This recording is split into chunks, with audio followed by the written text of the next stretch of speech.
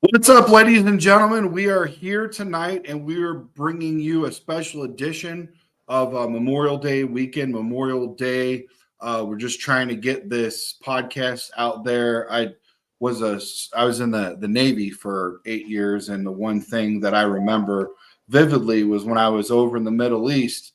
I was able to watch Michael Jordan and the Bulls play against the Utah Jazz, and that was very rough times. And the one thing that I could depend on and get excited about and help carry me through the day of all the trials and tribulations and heat, 150 degrees in the day and 100 degrees at night, was that I was able to watch my Chicago Bulls. So, I mean, we're not as exciting as Michael Jordan and the Chicago Bulls taking on freaking John Stockton and the mailman, but we're going to try to give it the best we can. I think I got a couple guys that kind of remind me of John Stockton, good assist guys, real smart, level-headed guys. So I'll try to be the mailman and give you guys some good information. But no, seriously, today's like a heavy heart type day for me where, there's a family member and some people that I worked with in the service, some fallen. So shout out to them. And, this is the day that we keep them in our memories. And that's why we have the special holiday. So with that being said, now we are going to unpack something really cool, something that I really love because I played left tackle and college at Christopher Newport University on the East Coast and in Virginia, Norfolk, Virginia, just north of Norfolk, Virginia, and Newport News, and played left tackle, played special teams, was a walk-on, and then played semi-pro. So we're talking about the trenches. Are our trenches good enough? We've put a lot of work into them. We've had quite a few guys, quite a few turnover for the offensive line. Not so much the defensive line, but we definitely addressed the defensive line this year and the offensive line. And I think it's goes hand in hand with the offensive scheme, the coaches, how long you've been in the system, also, your quarterback and all that kind of stuff. So we'll unpack all that. But first off, let's get the pleasantries out of the way. How's Kyle? How's Brandon doing? Doing good, man. Cool. I'm all right, man. Had the day off, holiday. Got a lot of stuff done today. Yeah, 3-day weekend. Can't complain. Do you boys work too hard? Did you guys work too hard? Please tell me you didn't work too hard on your 3 days off. There were not days off for me. I worked all 3 days. I think I was a 13-hour shift, an 11-hour shift, and a 10-hour shift. Jeez. I did a lot of property maintenance. A lot of property maintenance. Yeah. Yeah, 5 acres, a lot of weed whacking, mowing. Yeah. The usual stuff. Horses. Do you have a riding lawnmower? I think there's some attachments that you can put on the riding lawnmower and kind of just hit the button and it just weed whacks for you as you get. Yeah, we have a zero turn, but then when I do the pastures, I actually use a attachment for the tractor. Tractor is what I use to mow. Yeah. Oh, we got some comments already in the building, boys. Let's see what's up. Cliff, what's up? Cliff, AC, Adam, Sean Lugo, Jay Grizz. What's up, Jay Grizz? Long time no see. Well, for me at least, you guys probably seen him on the podcast. I haven't been on a podcast in boys, about a week or so. So, yeah. So, thanks for coming in, Dobbs. Thanks, everybody. What's up, fellas? Thanks, guys. Happy holidays. Obviously, not the most happiest of holidays, but all the same. Glad you enjoyed your days off. Thanks for your service, Brandon. Oh no, yeah, no problem. So yeah, but let's get into this, guys. Let's get into this. I'm really excited to kind of get everybody's whistle wet and talk about this trenches, because you guys all know. I mean, Kyle, would you agree? Brandon, would you agree? It's all where it starts. I mean, legitimately, anytime something falters, the offense, the defense falters, what do we look at right away? We look at the line, right, boys? Yep. Yeah, go ahead, Cal. Yeah, I mean, football has been won in the trenches since George Halas started the NFL, and that's how it's won today, man.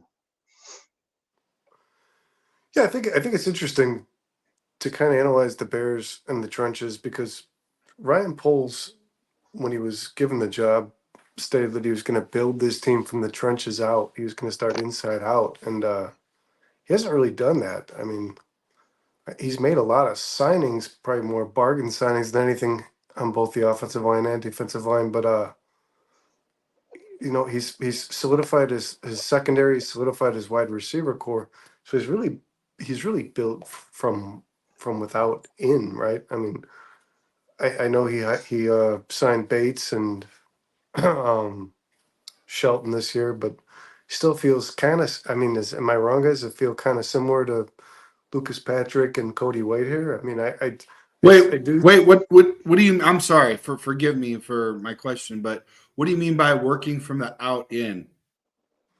Well, he said he was going to Out. build. He said he was going to rebuild this team from the inside out, meaning Oh, starting at the lines and then work on the wide receiver core, the linebackers, the secondary. But he really hasn't. He's really the secondary and linebacking core and wide receiver core are pretty solidified, and he's kind of waited to address the things that the position he played, which was offensive line, and the defensive line. I mean, he just lost Justin Jones. So you know that you're going to start the kid you drafted last year and Javon Dexter, but has Poles really dedicated financially? Is he dedicated to this the trenches on the roster? I would say no. I mean, you've got you've got Sweat with a pretty big contract, but outside of that, and he drafted a first round pick in Darnell Wright. So Montez Sweat and Darnell Wright, outside of those two players, I don't think he's done anything substantial on the offensive line. Anything that makes them better than anybody else. Oh, I mean, he brought Nate Davis here on a 3-year contract for $30 million. I mean, Nate Davis, up until last year, when obviously his mom passed away and he had to miss training camp and missed a majority of the offseason. I mean, Nate Davis, by all accounts, was a very good right guard. So I think the Bears' hopes are that he comes back around and starts playing like he was when he was in Tennessee.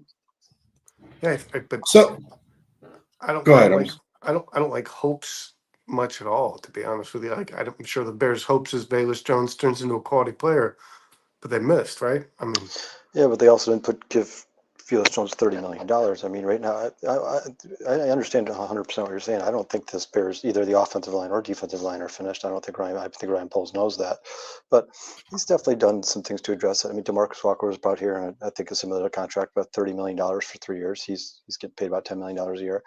I think he brought him here because he's big, long, lengthy. He can play the inside. He can play the outside.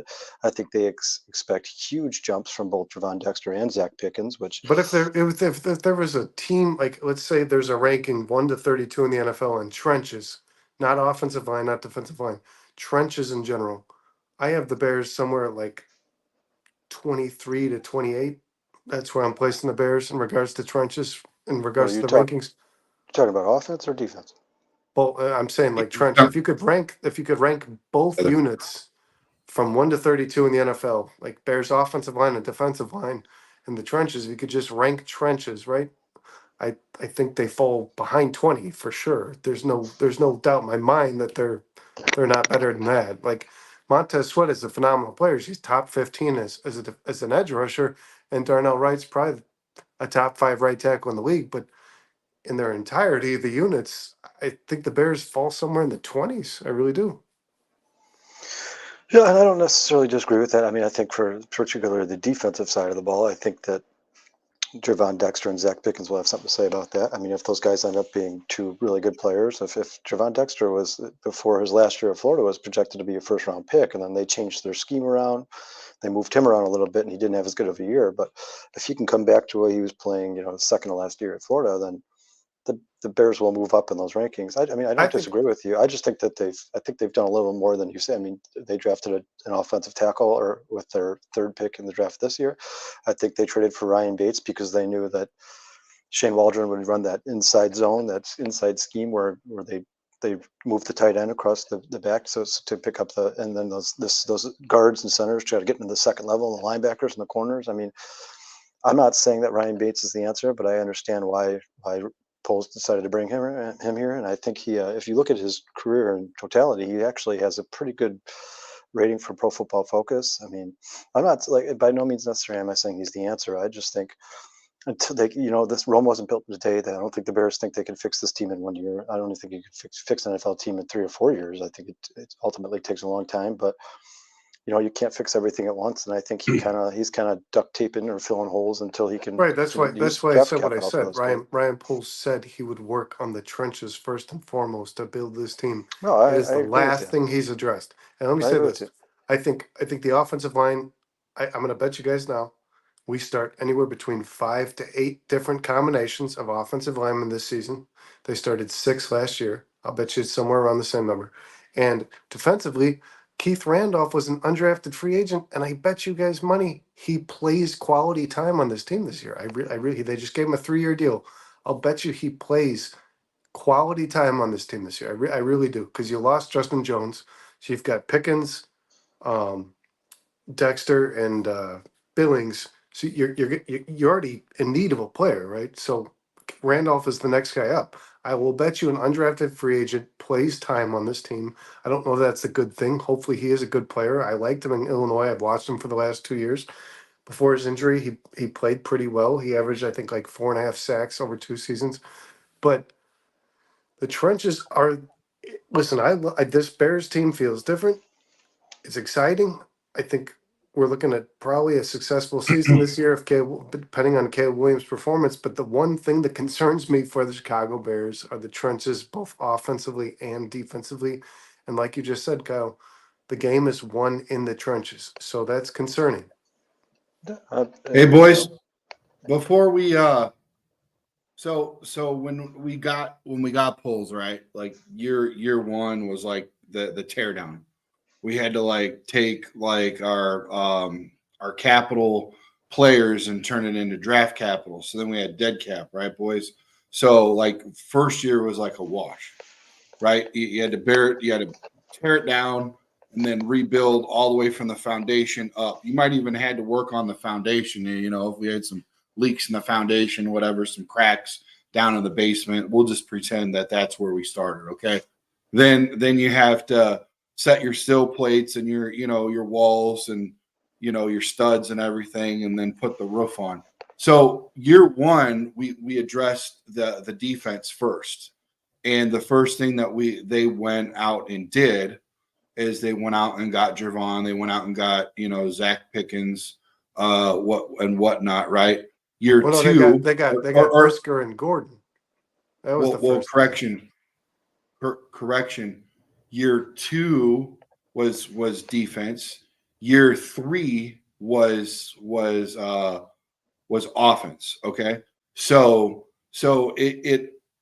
they started with the defense in year two, which is actually year one, because year one was a total bear. Remember, we didn't even have a first round draft pick, so it was like two seconds, right? It was 2 seconds, and then they went out and they went out and back got back-to-back defensive backs only because, they were in that situation where they were at. We didn't have a whole lot of wiggle room, whatever. Now, looking back, I'm sure both you boys agree, those were some pretty darn good picks. Where they're staples, they're starters, and things worked out. But back to what I was saying is, year two is basically year one, and they shored up the offense or the defense, and then this year they're shoring up the offense. So really, we're in the second year, even though it's 3 years, we're in a second year of a potentially 5-year rebuild. So, but we're starting to see flashes of things. We're starting to see things really come together, right, boys? We're starting to see potentially a good offensive coordinator. We're starting to see potentially a really good quarterback that's going to lead the team, that sounds like he can communicate. And I think that's the one thing that I really like with him, is he communicates outside of himself. He communicates with words. And I think that's really important when you're a leader. They're silent leaders, but I think when you're talking about rebuilding a team and communicating, you really need a guy in the building like Caleb. And I think this is going to really take this team to the next level, this whole communication type thing. I don't know if you guys are on track with me or not yet, but this is how I feel. And I still think that with everything being said, they, like you said earlier, Brandon, they did do some patchwork, but they didn't neglect altogether the trenches, because on the offensive side ball alone before the draft, they went out and had 11 line changes, or went out and got 11 signings, whether it be free agents or drafted or whatnot. Now obviously after this draft it's right, it's more, right, Kyle? So I think we're headed in the right direction. I like it, and I'm not saying you're wrong. I think, what is that boy you were talking about earlier, the defensive lineman? He's from Illinois or something, the Keith really Randolph. big guy. Yeah, Randolph. Yeah. Hey, you know what? Sometimes you get a guy like that, and they're even talking. I mean, where was he at projected anyway? So could he potentially been a 4th rounder, 5th rounder? With this COVID stuff, some of these guys are pushed a little bit further back, right, Kyle? They could have been drafted sooner or something like that. So it's really hard to figure out where these guys potentially could have been or whatever. And if you get a guy, I'm hearing some really good stuff about Gervon Dexter, boys. And like you said earlier, Brandon, he was forced to change his whole scheme, and the Florida thing that they had him do was really weird. Like, it was kind of like read and react, like zone line. Yeah, type not much pass rush. Right. So as far as that goes, like, people weren't really judging him on what he potentially could be. Now he's leaned up, he looks good. And if you put him on the back of Montez Sweat, I mean, I'm thinking about this force multiplication where these guys could really accelerate and elevate guys around. I mean, Kyle, look at it this way, man. Look at it this way. Do you guys remember what happened when, what was it, Khalil Mack, or was it Peppers? Oh no, it was Peppers, because Izzy Adonijay, he got all ripped to shreds. Like, that whole line was looking good, right? Henry Melton, all these dudes were like jacked. Like, you get a guy in the building that has a good workout ethic, it really helps out. You guys remember listening to like the 85 Bears and stuff, and hearing them about Mongo in the weight room and all that kind of stuff? Like, they all like want to like compete and do better and stuff. I really think that guys like Sweat can make the whole team a lot better. And I was listening to Windy City Gridiron. You guys probably already know this because you guys are like whizzes with numbers, but they were saying that we had like 10 sacks or something for, what was it, like the first half? And then as soon as, or before Sweat, we had like 10 sacks. After, for the team, after we got Sweat, it was like 30, which is like crazy. So, I mean, dude, if this rookie that we drafted is any better, if Gervon is any better, hey, and look at it this way. We don't use what did you guys say in one of the episodes, that Eberflus doesn't like to blitz? Well, guess who does like to blitz? Washington. So this defense ain't going to look the same. I mean, it's going to have shades of being the same, but there's going to be some things that are intermingled that's going to make things look different. So I think Caleb being there on the offensive side of the ball, plus 3 first-string wide receivers, right? Plus we got what's his name, the running back that can catch. That dude, that's going to help us out. Swift, thank you. And then on the defensive side of the ball, we got that going on too. So, I mean, what do you guys think about that? I think that a lot can happen, mainly like coaching. It starts at the top, but then the players around that we're building around, I think that's really going to help us out, boys. I think what we have, I know you guys want to hurry up and go get somebody. I don't know who it is. I don't know who's available in the free agency. If you guys want to trade, we don't have a whole lot of money left, but I think we could actually do it in-house right now until next year, where we have all that extra money. What do you guys think about all what I just said? I mean, I think you're both right. I think the Bears, First of all, I don't think their offensive line last year was as bad as we thought it was. I think part of it was on Justin Fields and holding on to the ball too long, and obviously the constant injuries. I think if all 5 Bears starting offensive linemen are healthy all year, the Bears have a much better offensive line than people think. I think Darnell Wright's only going to get better at right tackle. I think that if Tevin Jenkins could stay healthy, he would be one of the probably top 3 left guard in all of football. Bro, I think yeah. Braxton Jones is much, much, much better than people give him credit for. I think he only gave up something like 2 or 3 sacks last year. People were talking about him like he gave up a sack every other play. I think that Nate Davis obviously came in here. His mom passed away. I don't think we saw the best of Nate Davis last year, and I think he's 100% going to get better this year. If you look back at his career, he should play much better this year. And I also agree with Brennan. I mean, I think that he did say initially Ryan Poles came in and said he was going to address the offensive line and defensive line before anything, built from the inside out. But you know what? He got into the draft and he decided he liked Brisker and Gordon more than any offensive or defensive lineman that was available. And he drafted the guys he wanted. He knew this was going to be a long process.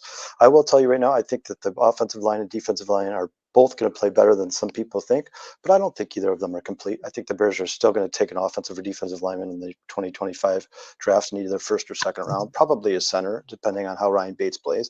I think this team would have been better if they had signed Lloyd Cushenberry to center in the offseason. I think he's better than Ryan Bates. But, like you said, Brandon, you can't fix everything in one day. This is a work in progress. I think as long as the offensive line can give Caleb Williams the 2.3 average seconds that's needed in the NFL to throw the ball, the Bears will be okay. And I think they're capable of doing that. Now, does that mean that they have a Super Bowl roster and they have the top 5 offensive line and top 5 defensive line in the NFL? Absolutely not. No, they can always improve. And I think next year you'll probably see them draft a center or another defensive end.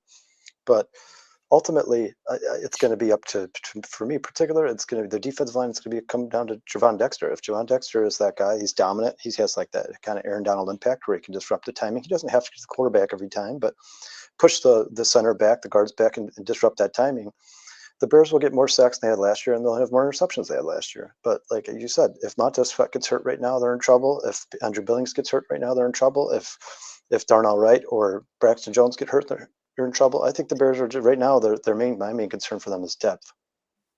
Well, Kyle and Brandon, you guys know that in the NFL, outside of the Eagles and a couple other teams, there's not a lot of teams out there that you could say, if this guy goes down, they're in trouble. If this guy, nobody's that deep. Okay, the Eagles are like, I don't know what's going on over there, but they can draft really well.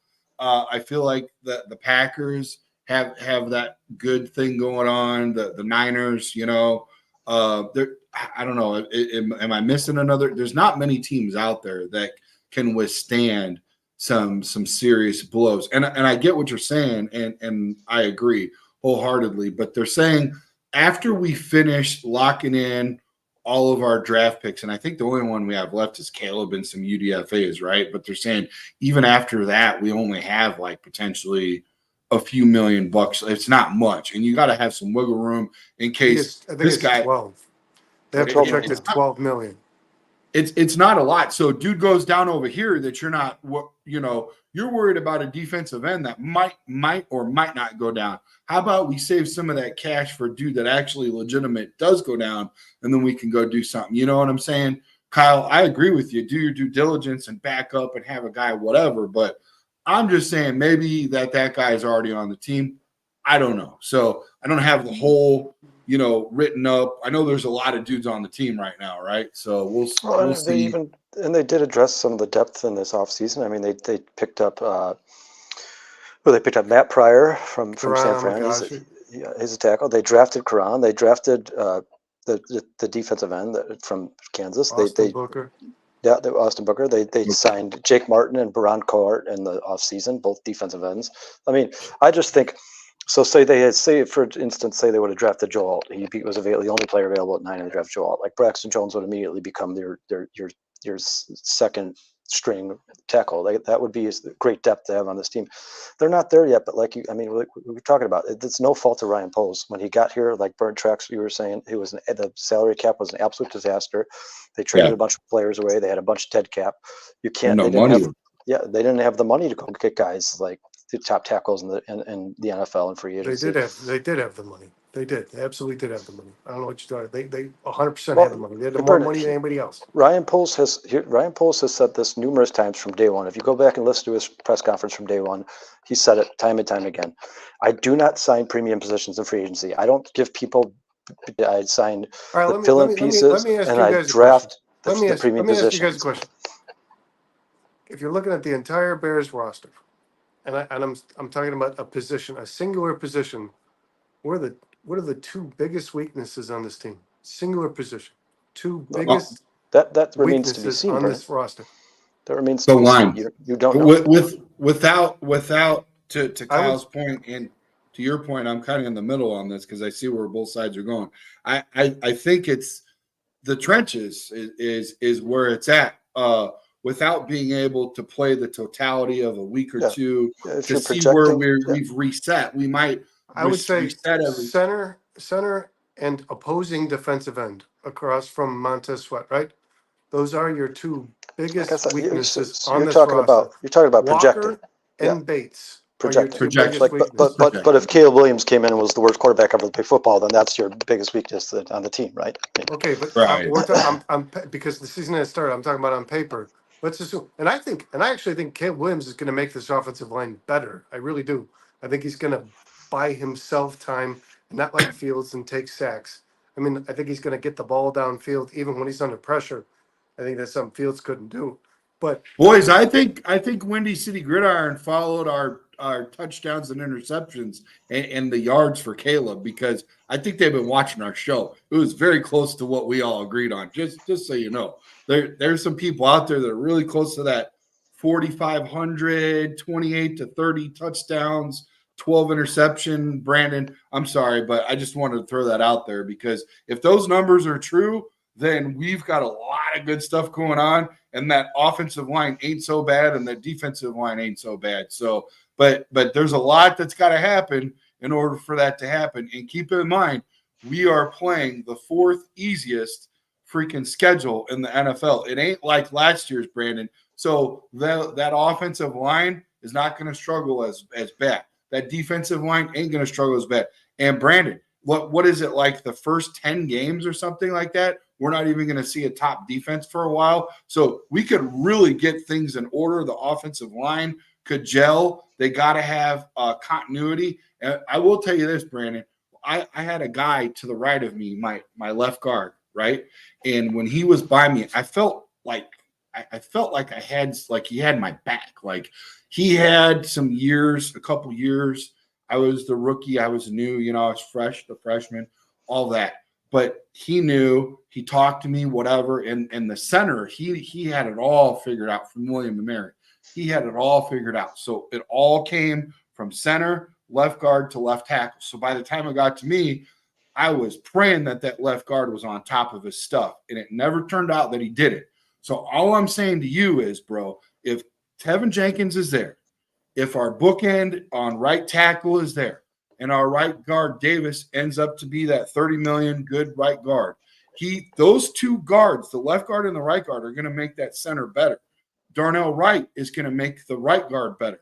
And somewhere down the line, the left tackle, I hope and pray, at least stays the same or gets better. And if Caleb can get those balls off to the top three receivers that we have, and Cole Kmet, and the backup tight end, and Swifty, and all this kind of stuff faster than the word of God, we don't really need those offensive lines men to hold the ball, block as long as they did last year, because a guy is running around trying to figure out who he's going to throw to, and he only had one legitimate receiver. So he's trying to make chicken salad out of chicken shit. You know what I'm saying? You're going to find that out quickly, though, because the Bears in week 2 play Will Anderson and Daniil Hunter on the same team.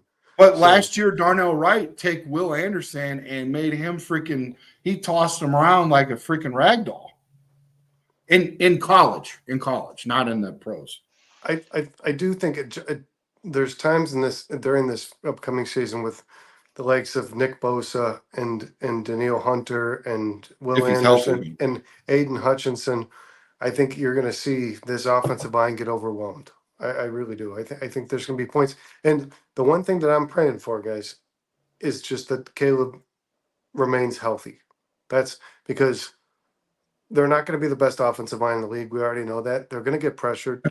Let's just hope that our rookie quarterback stays on his feet. That's the only thing that matters for this upcoming. When it regards to how this offensive line performs, is can you keep this kid healthy? That's what's most important because they're going to get I like beat. that. Yeah, I like that. That's very true. I also did hear, no, I read that we are going to be doing a lot of zone run, and that potentially the Bates is actually going to be used as a center because he is potentially used to that type of scheme, and that fits him better, whether he gets beat out or not in OTAs and Yeah, moving forward. that was a sports mockery article written by Eric Lambert yesterday. He talked about why Yeah, Ryan Bates is the starting center for the Chicago Bears. and Eric, we've had on the show about 3 or 4 times. He's a pretty good writer. I like his head. He's not really he doesn't really put stuff out there that's not 100% false and just make wild accusations or something.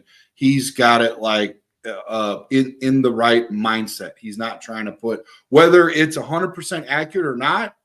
That doesn't mean anything. Okay. I mean, unless he says that he's reported it from somebody, which he would have had to say that if it actually did happen from somebody's mouth. But to my knowledge, he wasn't saying in that article that was coming from Chicago Bears source, right? He's just saying that it should go this way.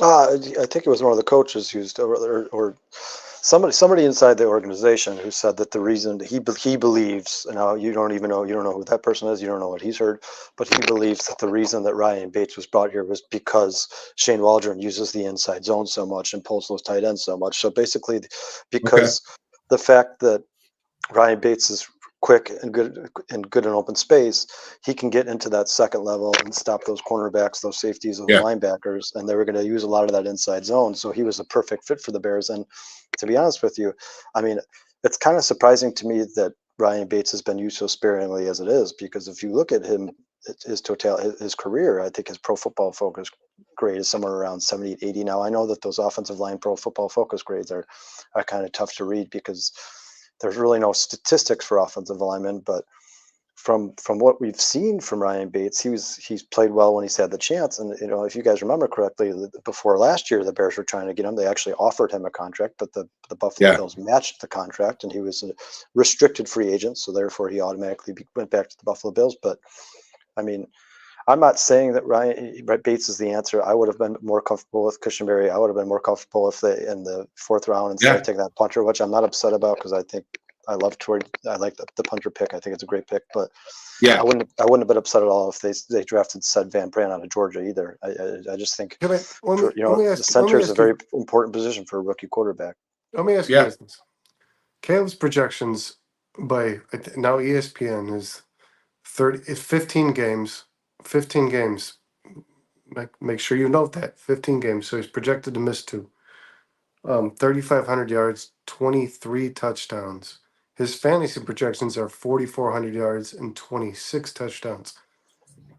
The Bears' overall win projection is by the Vegas line is 9.5. What do you think it is on this team's roster that prevents them from being projected more than 9.5 wins, outside of the fact that they have a rookie quarterback? Because their receiver core could be probably compared to the best in the league. Their secondary could probably be compared to best in the league. Their linebackers, I really expect Edmonds to have a much better season because it took him 2 years really to kind of establish himself in the Bills defense.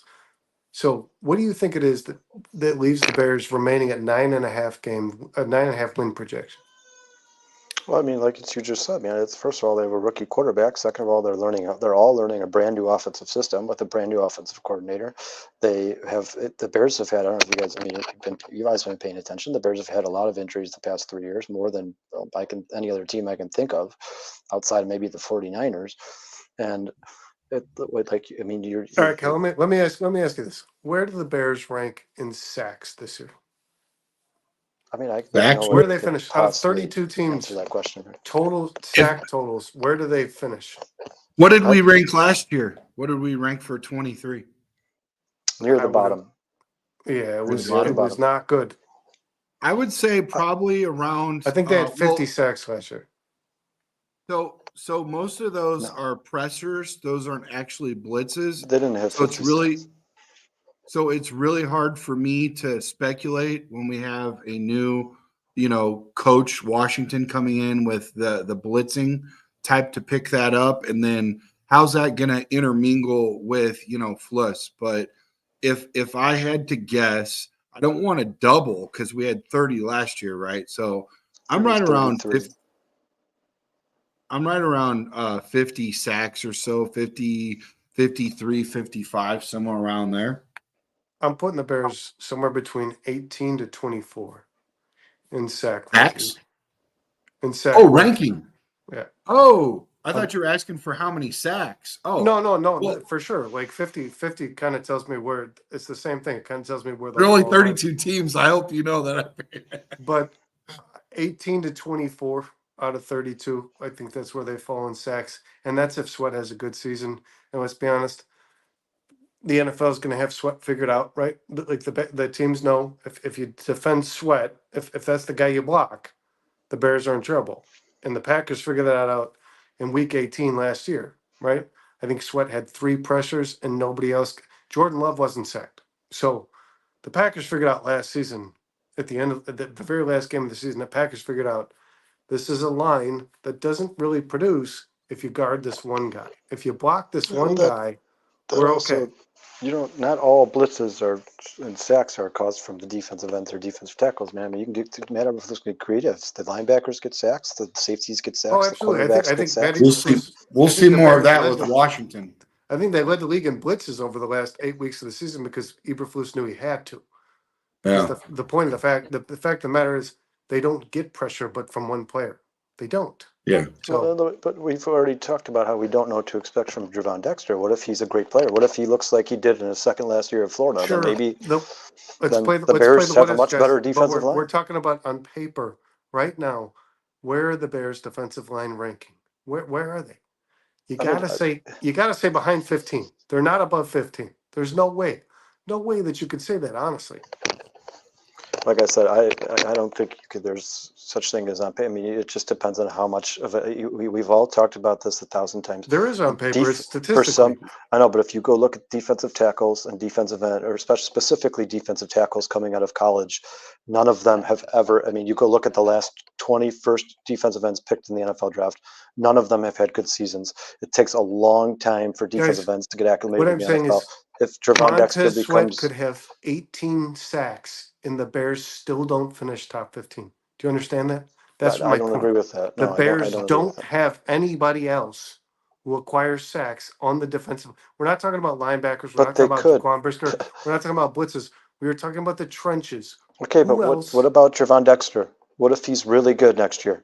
And I he don't. also has 12 How many sacks. sacks, Kyle? Do you? He had 2 What if this our year. turnovers? What if our forced turnovers and our peanut punches and fumbles, forced fumbles, and all that stuff supersede sacks, and that's what wins us the game? And it doesn't matter that we are lead the league in sacks. Maybe sacks aren't all that important if we do all the things right that we need to do. I mean, technically, you're saying let's do it all on paper. Well, they did it on paper, and they said our paper sucks. So let's go get Washington to put some more, heat on these freaking quarterbacks. So Well, something's going to happen differently. That wasn't on paper last year. The Bears defense intercepted the ball 3 times last year in 2 games in which they lost. They intercepted the Browns, Joe Flacco 3 times. They intercepted Jared Goff 3 times in the first Lions game, and they lost both of them. So the So are interceptions. you? So what are you getting at? Are you saying that this year's going to be worse than last year? I don't understand the point you're No. driving. What I'm saying is, I think personally, I think the Bears are projected to win 9.5 games. I'd say 10 is reasonable if Caleb Williams plays a good season, and I think the reason that is because they don't believe. I think the NFL analysis doesn't believe that the Bears' offensive and defensive lines are very good, and I don't think they rank very good. I agree with you that the Bears are probably going to end up somewhere in the middle. Probably anyway. I'd say probably at best 14, at worst 25 in sacks in the rankings. I think offensive line if they I had to rank go off, 15th, but defensive when line they you're rank 23rd. Let's when try you're to stay talking, on topic and focus on the sack thing. Let's when you're hear talking Kyle.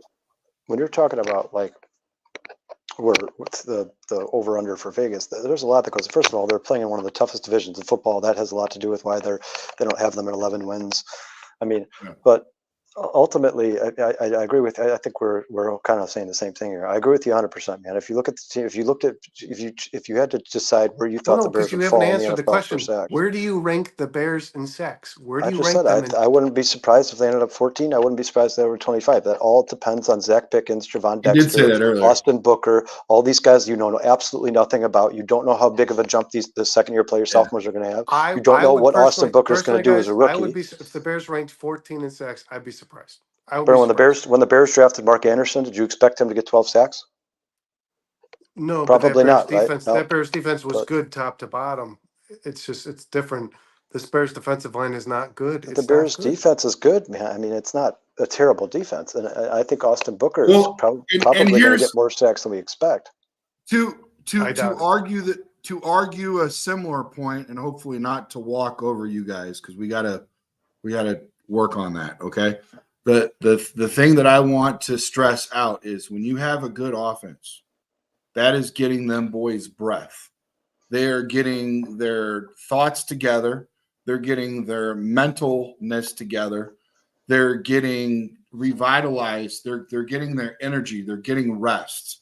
If the defense is always on the field and it's 3 and out, 3 and out, 3 and out, and the punter sucks and you're getting bad field position and all that kind of stuff. The thing about it is we cannot judge anything off of last year now that we actually have, quote unquote, we potentially have a way better offense led by a bona fide offensive coordinator, a rookie stud quarterback, three wide receivers that could be day one starters on any team. They could be the number one starters on most of any teams. We'll say 25 teams, they'd be number one starters. Those three boys right there. Those three boys right there would be. We got them all on our team, boys. So they are going to give the defense some breath. And the defense is going to give offense some breath. And the one thing I like about Eberflus, you're not going to see high numbers from one guy. He likes to spread it around. He likes to keep guys fresh. You're going to see a lot of moving parts. You're going to see the defensive line, these guys come in and out. He did the same thing in Indy. So I don't know if that's what Washington does, because I ain't seen that whole side of the over Buffalo. Maybe you guys could explain that a little bit. I don't know a whole lot about Washington, but a lot of people seem to be excited about it. Bears alumni, when you're talking to them, they seem really Tommy Harris seems really excited about it. To your point earlier, when we're talking about Javon Dexter, he said that Javon Dexter is going to turn out great. He says, I said, how important is the 3 technique in the 4-3 defense? He said, Brandon, the 4-3 defense is the engine. He said, the 3 technique is the ignition. Without the 3 technique, nothing else matters. So what that says to me, before Javon Dexter gets to that point of where he needs to be for the 4-3, we've been freaking popping the clutch the whole time last year, boys. You know, I did hear towards the end of the season last year, Javon really picked up and did really good. So I'm really excited about that. You guys, so Brandon, I've heard you compare this team, and you said, and I think you said it best. This team is going to be compared to the Houston Texans of last year, right? That's the team we'll probably most be compared to, is the Houston Texans of last year. Can Caleb Williams do what CJ Stroud did? Can the Bears go to the playoffs and win a game like the Texans did last year? What did the Texans lost in the playoffs? What did they spend the most money on this offseason? Well, they won one game in the playoffs. I said they won a game in the playoffs. They drafted a top 5 defensive end last year. The Bears kind of did the same thing in trading for Montez Sweat. What did the Texans spend the most money on this offseason? Daniil Hunter was the most expensive An edge rusher. They spent the most money on an edge rusher. So the Texans knew, as good as Will Anderson is, it's not good enough, right? It wasn't good enough. It wasn't. They didn't get enough pressure. If you want to beat Patrick Mahomes, Will Anderson's not the answer. You need pressure. You need pressure from all angles. You need pressure everywhere, right? Yeah, that's what. Did you guys see Adam Mason? Hey, Adam. Adam was on our show. What's up, Adam? He's got that great YouTube. He said it's not just about sacks. Look at Gervon Dexter's sacks the last 5 games. Then look at Zach Pickens' run defense and pressures, not sacks, the last half of the season. So he's saying that there's more to it than just sacks. Right. So what I feel like I'm being told is we're hoping that the development of players makes the Bears defensive line better than they are ranked right now. You should expect it. Right. If for a guy who was drafted in the second, third round last year, you should expect them. And if it not doesn't, hope, if it expect doesn't them to be occur, better. if it doesn't occur, where are the Bears ranked on the defensive line? If those 2 guys didn't get better, the Bears are If those 2 guys the don't worst. create, They have the second, Gervon third, fourth Dexter worst isn't Aaron defense in the Donald, line in the NFL. and Zach Pickens isn't. I mean, They have Montez Zach Sweat. Pickens not even worth talking about. Honestly, Zach Pickens played like 30% of the snaps last year. He's not really worth even having a discussion over. If Gervon Dexter doesn't take the second step, if he doesn't take that step that we all hope he does, not expect but hope that he does, because he did play better. Dude, if your second round pick doesn't take a large step forward in his second year, then Ryan Poles did not have a good draft last year. If Zach Pickens and Gervon Dexter are just like, we don't even not even worth talking about Zach Pickens, and Gervon Dexter may not have a better year next year, then that was an awful draft by Ryan Poles. Awful. I don't know how much stock the Bears have in Zach Pickens at this juncture, guys. I mean, he was replaced by 2 veteran players. One of them they let walk, right? Justin Jones left the team.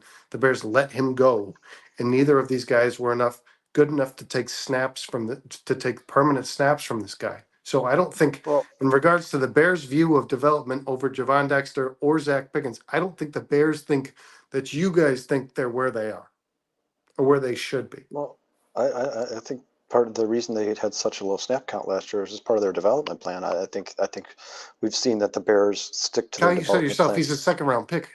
Gervon Dexter should have been on the field more often than Justin Jones. There's no doubt about it, right?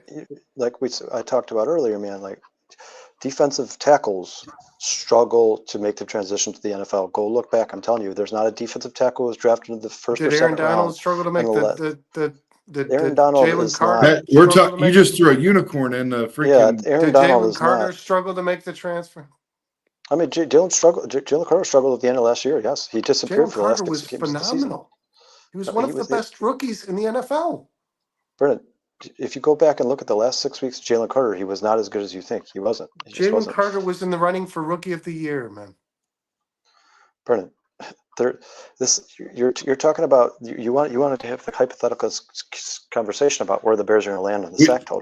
We also have a lot of comments that are piling up. So I don't listen, guys. One thing that you're never going to hear me do, and I'm just going to say, I don't do this. I don't view upcoming seasons for any sports team ever based on bias or based on hope. I don't do that. If you were to tell me right now that you think the Bears shouldn't have signed a better player on the defensive line in this offseason, then you're nuts. You're just nuts. There's no way that you can say that to me. The Bears should have addressed the defensive line. That Danielle Hunter on the Bears would make the difference. It would. It's not something the Bears could have left. They drafted Austin Booker because they know they're in trouble, right? They do. They know that. They traded back into the 5th round to get a guy who's a project because they know they're in trouble. They know that, and every commenter or every Bears fan should know, guys. The Bears' defensive line is in trouble. They are. They're not going to accumulate the amount of pressure that you expect them to. I think they have the least amount of depth of any position group in the Chicago Bears, but I don't necessarily say that they're in trouble. First of all, I think the Bears think more highly of DeMarcus Walker, Zach Pickens, and Gervon Dexter than obviously you do. I think they think all 3 of those players. I think those guys last year didn't do anything. That's why I'm basing it off. This is what I'm saying. How can you say that Gervon Dexter didn't do anything? It's not based on hope. It's based on production. Those guys last year didn't produce. Gervon Dexter had 2 sacks. Even after Montez Sweat was acquired, and we can all say he played better, he didn't get to the quarterback, right? He had 2 sacks. But he was a second-round pick who had 2 sacks. that's not hope. I mean, if you every player in sports gets better the more they practice and get used to the professional. I mean, that's what draft If picks you are. rank the It'd be Bears nice if every trenches, draft pick came in and had 30 sacks every year, but when you draft guys like Zach Pickens and Javon Dexter, you play them sparingly in their first year, it's because you know they're not up to speed with the NFL defensive schemes, the NFL speed. I mean, it's not hope that they get better. If the Bears are developing their players correctly, which I think we saw that Brisker got better, Gordon got better, I think Tyreek Stevenson's going to get better. I mean, you expect Zach Pickens and Javon Dexter to make a huge impact on this team next year, right? They should both be playing a lot no, of minutes next year. I don't expect that. I don't. I would like to see that, but I don't expect it. I would love to see Jervon Dexter and Zach Pickens make it. So I think the national media is full of crap when it comes to ESPN can blow it out their butts because they don't know anything about what's going on inside the building. They don't watch every game, and any type of local people that we listen to, podcasters, whatever, 670 ESPN Chicago, they all are saying the same thing. A lot of good things are happening. Back to what. And let's get some of these comments in because they're stacking up. We got over 100 in the building for YouTube. Make sure you hit that like and subscribe button. Back to what Adam was saying. Yeah, thanks, guys. Thanks for watching, man. He said Big Dex has to take a big step. Zach Pickens is being buzzed about as starting nose tackle because his development is where they want it to be. Zach Pickens took a bigger leap the second half of the year. Dustin Jones said he got paid really well. Adam Mason said Jalen Carter struggled the last 1/3 of the year. Adam does really good videos and lots of breakdown. I think that's why he's got such an amazing following on YouTube. Really good mind. So when he throws numbers out, I tend to listen to what he's got to say. Jalen Carter had more sacks than Pickens and Dexter combined.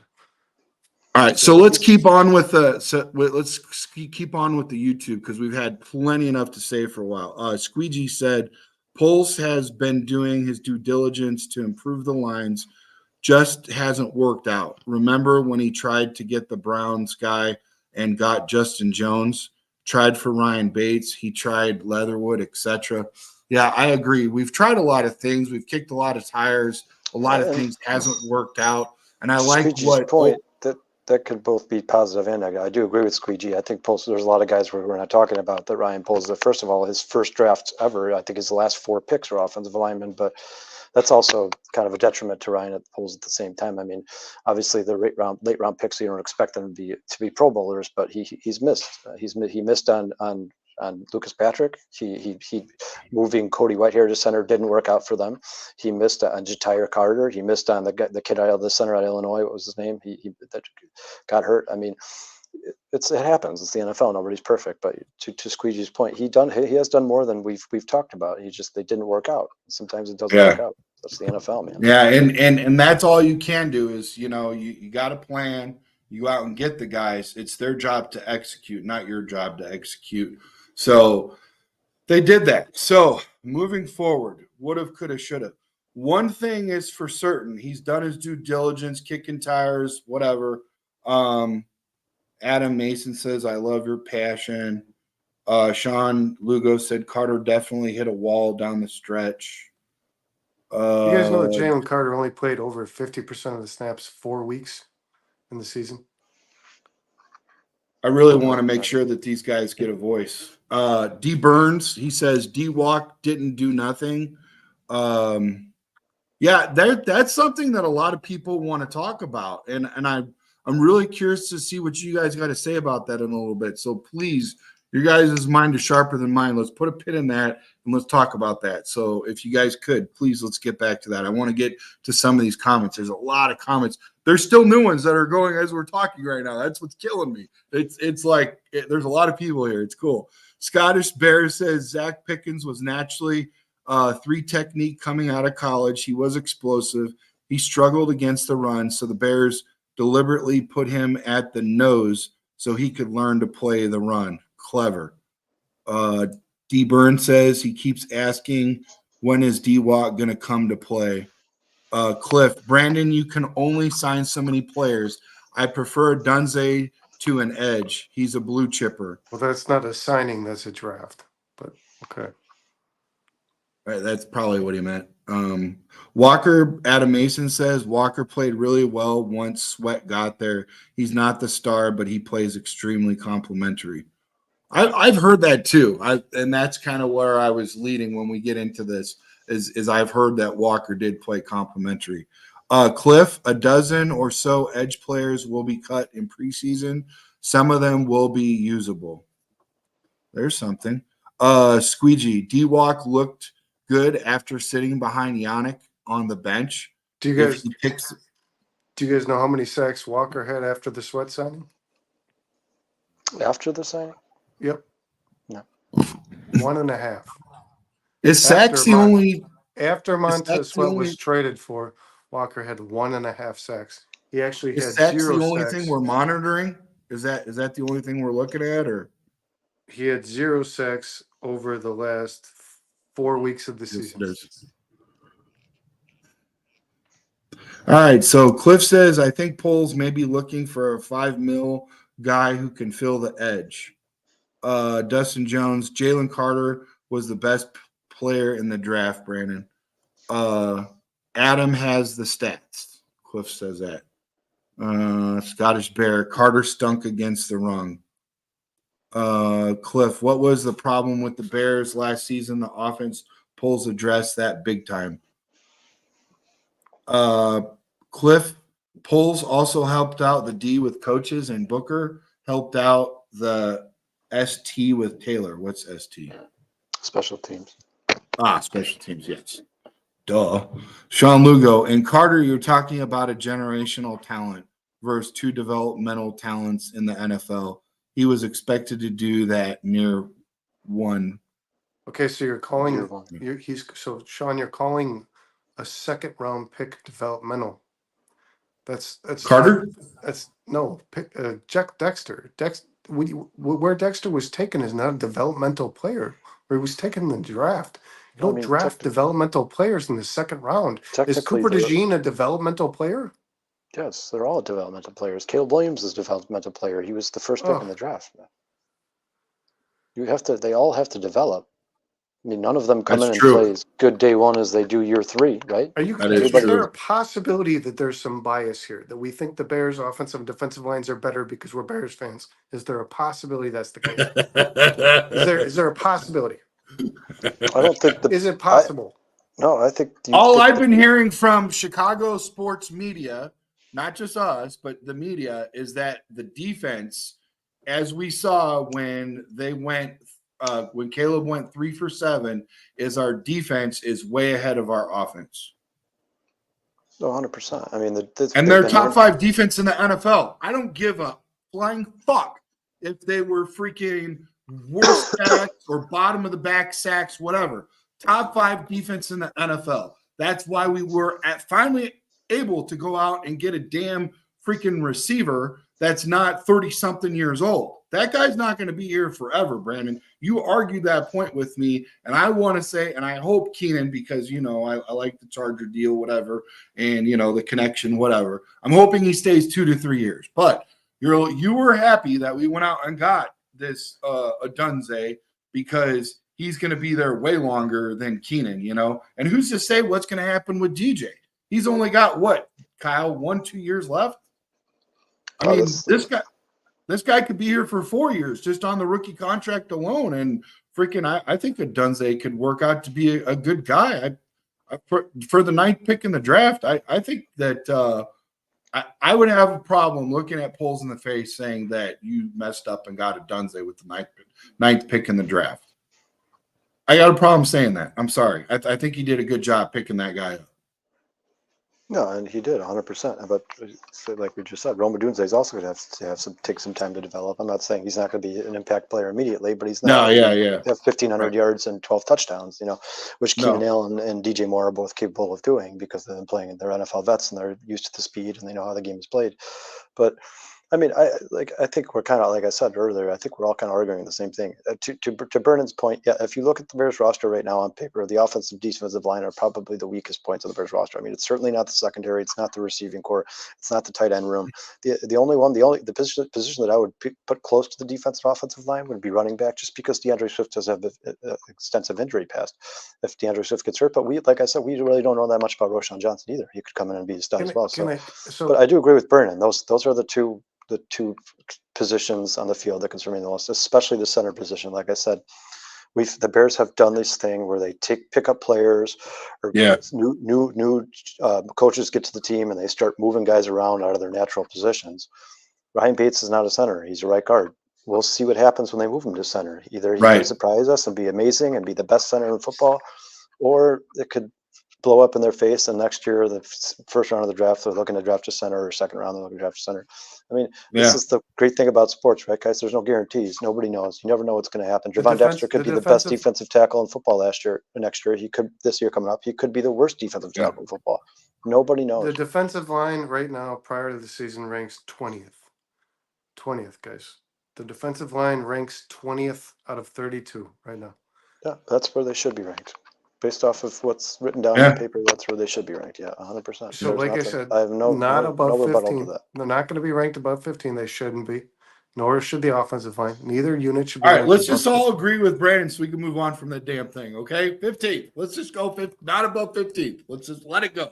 We're going to be the last in sacks and 15th. I agree with Brennan. I 100% agree with Brennan. I think they should be ranked around 20th. I think the offensive line should be ranked around 18, 20. I'm just curious to see what happens with Ryan Bates, what happens with Javon Dexter, what happens with DeMarcus Walker going to the second year. Another thing we don't talk about enough is what happens to guys when they change cities. You know, like guys like Nate Davis, DeMarcus Walker. These guys are human beings, guys. They have to move their kids to different schools. They're leaving all their friends, sometimes their family, moving. Davis had his mom die. He had an injury and his mom died.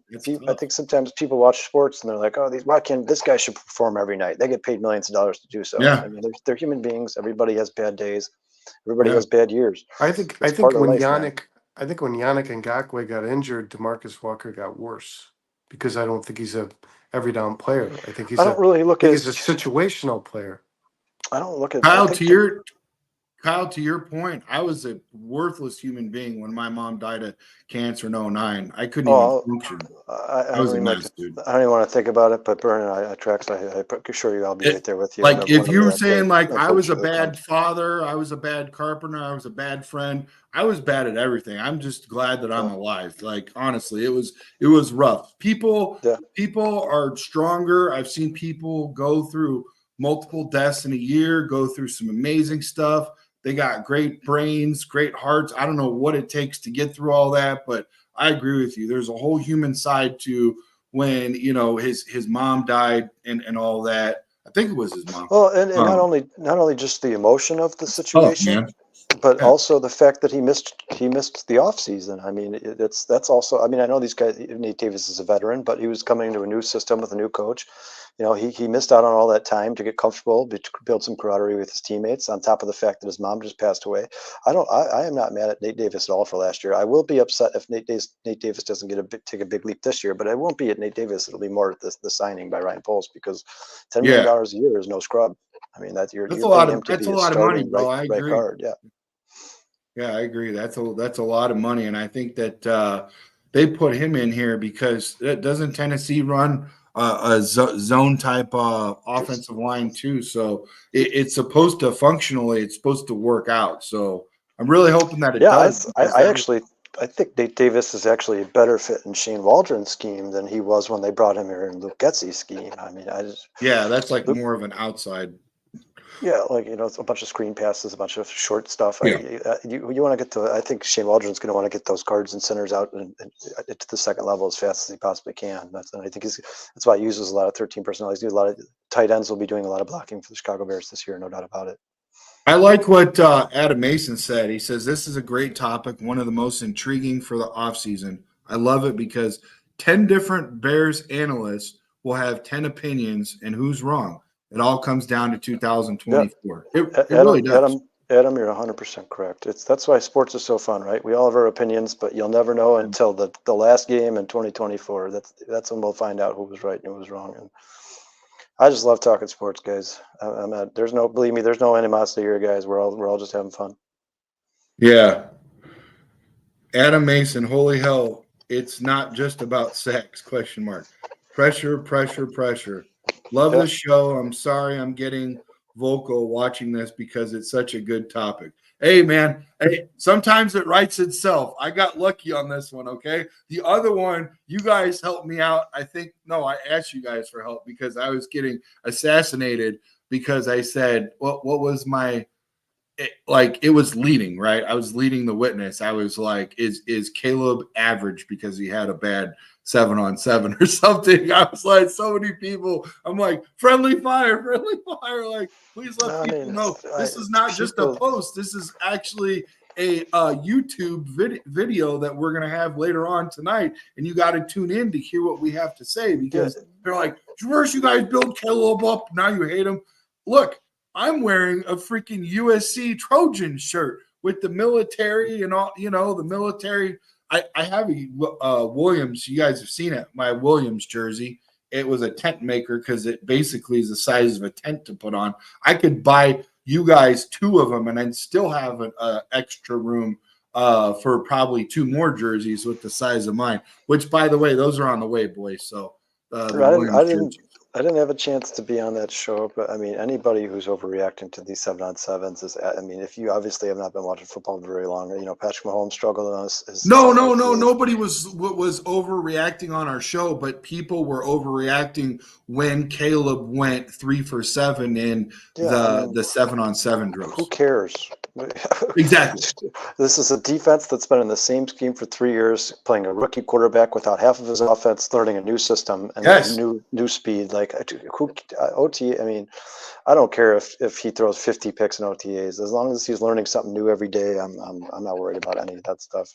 Pal, I'd be more worried about our defense than Brandon is at this point if freaking Caleb just came out there and slayed our top 5 defense, as a rookie, Well said, Brandon. If a rookie came in OTAs and threw 10 touchdowns on them, then I'd start to worry about the defense. I mean, this is the team defense that's been in the same scheme for 3 years. I'd be like, you guys just let a rookie walk in on his first day ever.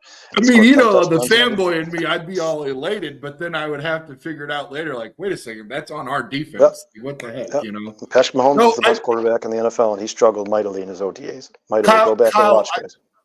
Kyle, I do want to say something to Brandon really quick because – as you know, I've been on record to talk about the Peyton Manning show and the way that their defense was structured, okay? You had the bookends, Dwight Freeney and Robert Mathis on each side.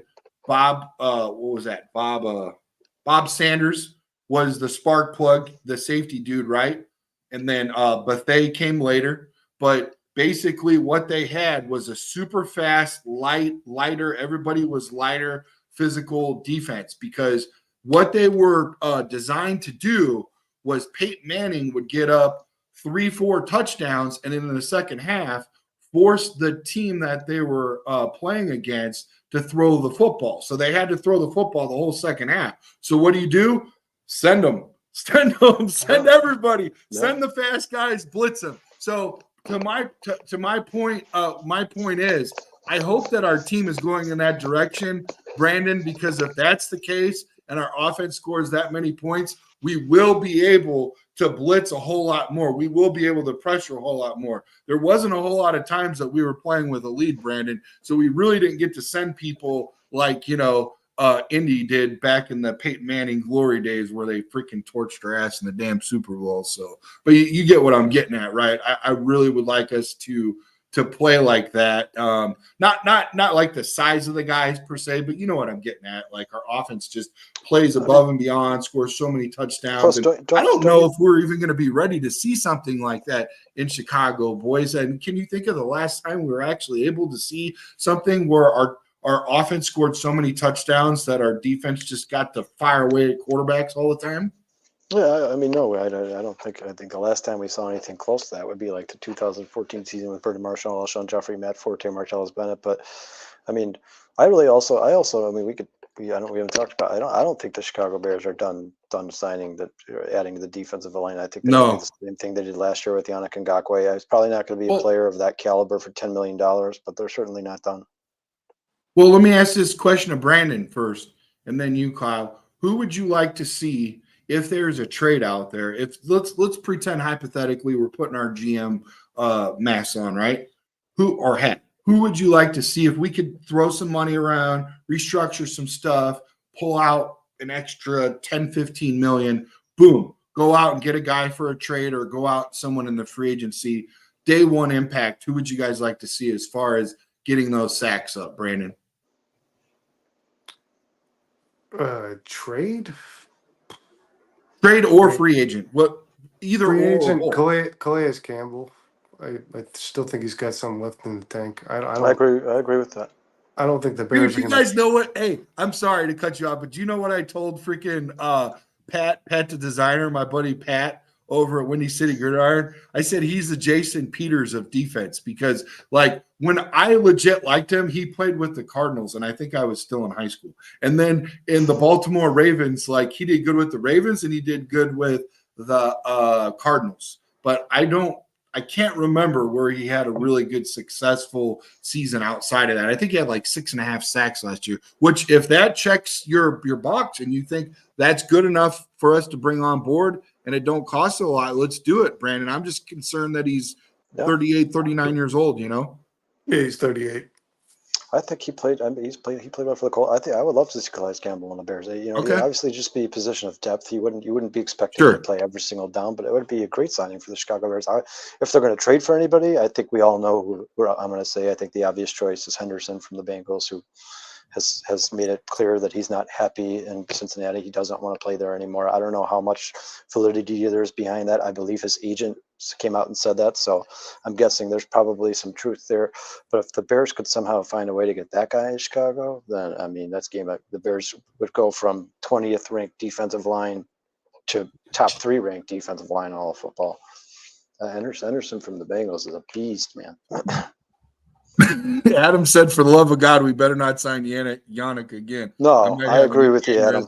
I agree with you, Adam. I don't want anything to do with Yannick Ngakoue. Please, don't bring that guy anywhere near the Bears. You talk about the most disappointing Bear in 2023, that Yannick Ngakoue is. It's not even the fact that he didn't create that much pressure. It's the fact that when he got there numerous times, I believe the first time was the Bucs game, in a very crucial moment in the game, he got to Mayfield. He just couldn't bring him down, and he did that 2 or 3 times during the season. Like, he wasn't strong enough. Like, that was just really disappointing. That was basically taking $10 million and burning it. But I mean, what do you guys think about Henderson from the Bengals? You guys, I've heard a lot of good stuff about him. I don't know what kind of money we're looking at. I feel like it might be in the upwards of 17 to 20 mil because you were talking about Brandon was talking about Danielle Hunter. I feel like he's more of like a Danielle Hunter-esque type player where it might cost that type of money. I don't know if that's something that we could look at next year possibly, or if this guy can even pump the brakes and wait that long or what. But I'm a little nervous because we saw how quickly all our money went this year. And I'm pretty sure we have to lock up like 3-4 guys next year. We got to be really careful about our money. But as far as the player goes, bring them on, dude. I love that idea. I think it's a great, solid idea. I'd love to have two edge guys just as much as I'd like to have a guy that's complementary to Darnell Wright. I'd love to have that mofo on the left side. So I'm hoping that dude from Yale is that guy. You know what I mean? And Henderson would be the perfect fit for the Bears scheme because he could play inside and out. And it seems like every single defensive lineman the Bears have signed or drafted, Walker, Sweat, Dexter. I mean, all of these guys are guys who can play on the inside or the outside, can do a lot of different, playing a lot of different schemes. They can do a lot. I mean, it's a pipe dream, but I think if the Bears somehow got Henderson here, they would immediately become a top 10 defense in the NFL. I almost want to go with Brandon's Calais Campbell, but Campbell, because it's a cheaper deal. He might be able to help and shore up our defense and talk to those guys and be like, hey, listen, do this, do that. I think there might be a little mentorship, in the building with freaking Father Time on our team.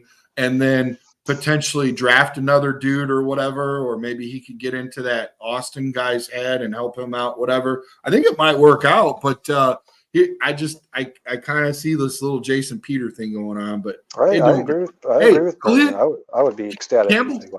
Campbell wasn't on the freaking couch when Peters got the call from the Bears. Peters was legit on the couch doing nothing, got a call from the Bears and saying, come back into the NFL, So I also think Jason Peters not the same.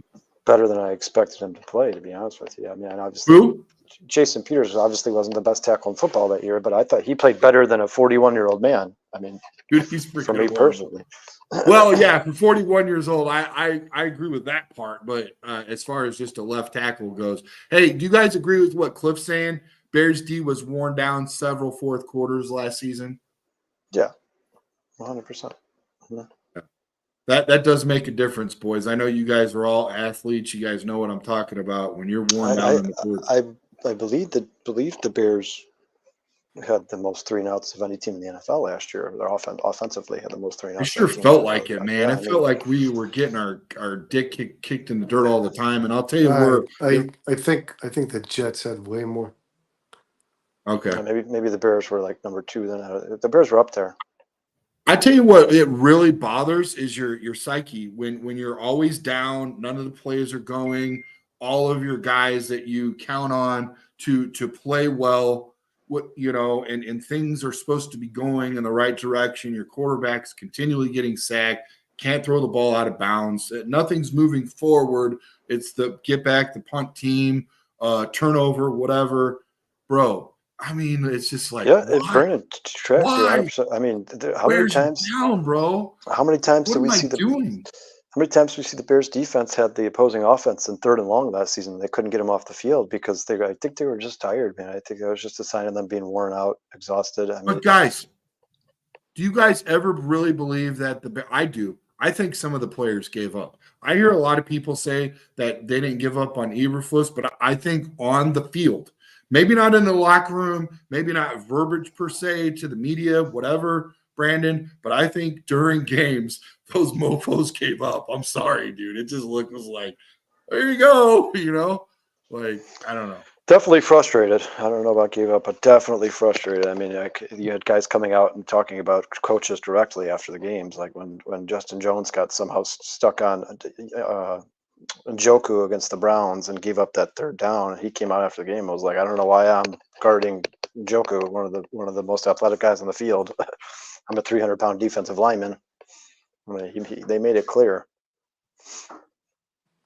So so Cliff agrees.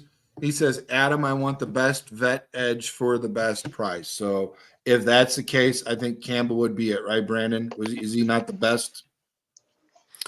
I think he's the best available player. I don't know if he's going to be the best price. The Bears will probably. I mean, he had a fairly productive season. The Bears will have to pay a little bit for him, but I think he's absolutely willing to accept a 1-year deal. Bro, I don't know about this Mac. If Hendricks and Mac are the same pay, I want to stay away from that. That's a lot. I'm sorry. We always talk about helping the offensive line out, but we always go back to the defense and want to get it that much fatter and better. And talking to Kyle and Brandon during this whole podcast, we've heard about recycling and kicking tires and not really doing our due diligence and going out and getting solid, guy. I mean, Tevin Jenkins, yeah. Nate Davis, yeah. Darnell Wright, yeah. But we still got to get that center, and we still got to get a left tackle. So I think one of those two has to happen before we put some big time. I'm not saying we don't go out and get a 3rd or a 4th rounder, but if you're going to put a 2nd rounder or a 1st rounder draft pick, because I think that's where we have to go. I think we need to start really building out of the draft. And because we have enough key pieces in play to do what the real teams like the Philadelphia Eagles and the Green Bay Packers do is they build out of the draft. A few years ago, they had 37 guys on their roster that they got out of their own freaking draft. Well, and in particular, the premium positions. That's why I was kind of surprised the Bears didn't seem to take much of a run at Lloyd Cushenberry because centers are relatively cheap in free agency, even the good ones. I expect them to draft a tackle at some point because tackles are so expensive in free agency. So you'd rather just draft one and pay him on a rookie deal for 4 or 5 years, depending on where you draft him. I wouldn't be surprised at all if one of the top 3 left tackles in the draft next year falls to the Chicago Bears, wherever they may land in the draft. I wouldn't be surprised at all if they took one. But what if Kareem is the guy from Yale? What if he is? Yeah, a lot to be determined. Yeah, he's got the tools. I mean, the guy is 6'5", 324 pounds. I mean, he certainly is built like a left tackle. It's the problem for me with Karan in particular is just the competition. It's so hard to gauge where exactly he is, how good he is, because he played for an Ivy League school in Yale, and the competition he was playing. I mean, he was some games he was taking on guys, some defensive ends that are pretty much the same size as Brennan and I. So it's tough to gauge exactly where he's at now. If you're talking about just a piece of clay that the Bears want to mold into a left tackle, I mean, that's the guy. 6'5", 330 pounds is a beast of a man. I think that's almost the size of Darnell Wright, if I'm not mistaken. Yeah, he's about that. Hey, and by the way, Adam, please no poaching. I'm just kidding. I know you wouldn't. But he says, I missed the beginning. Who is to the top right? Looks like Brandon, and obviously your Brandon, brother. I really like his comments. He's complimentary to the way I think. So there you go. Hey, if you ever want to get on Adam's show, all you got to do is we'll get a hold of me, or I can get a hold of, or you can get a hold of him on where I X at. Yeah. Thanks, Adam. I appreciate that, man. And that's a lot of fun too. It's a good time. Both of you guys, I'm sure you'd have both of you. So yeah, let's see here. Adam, that's Kyle. Cliff says, thanks. Scottish Bear, I was taking part at the Barcelona Olympics when my mother, oh geez, sorry to hear that. Sorry to hear about your loss, Scottish.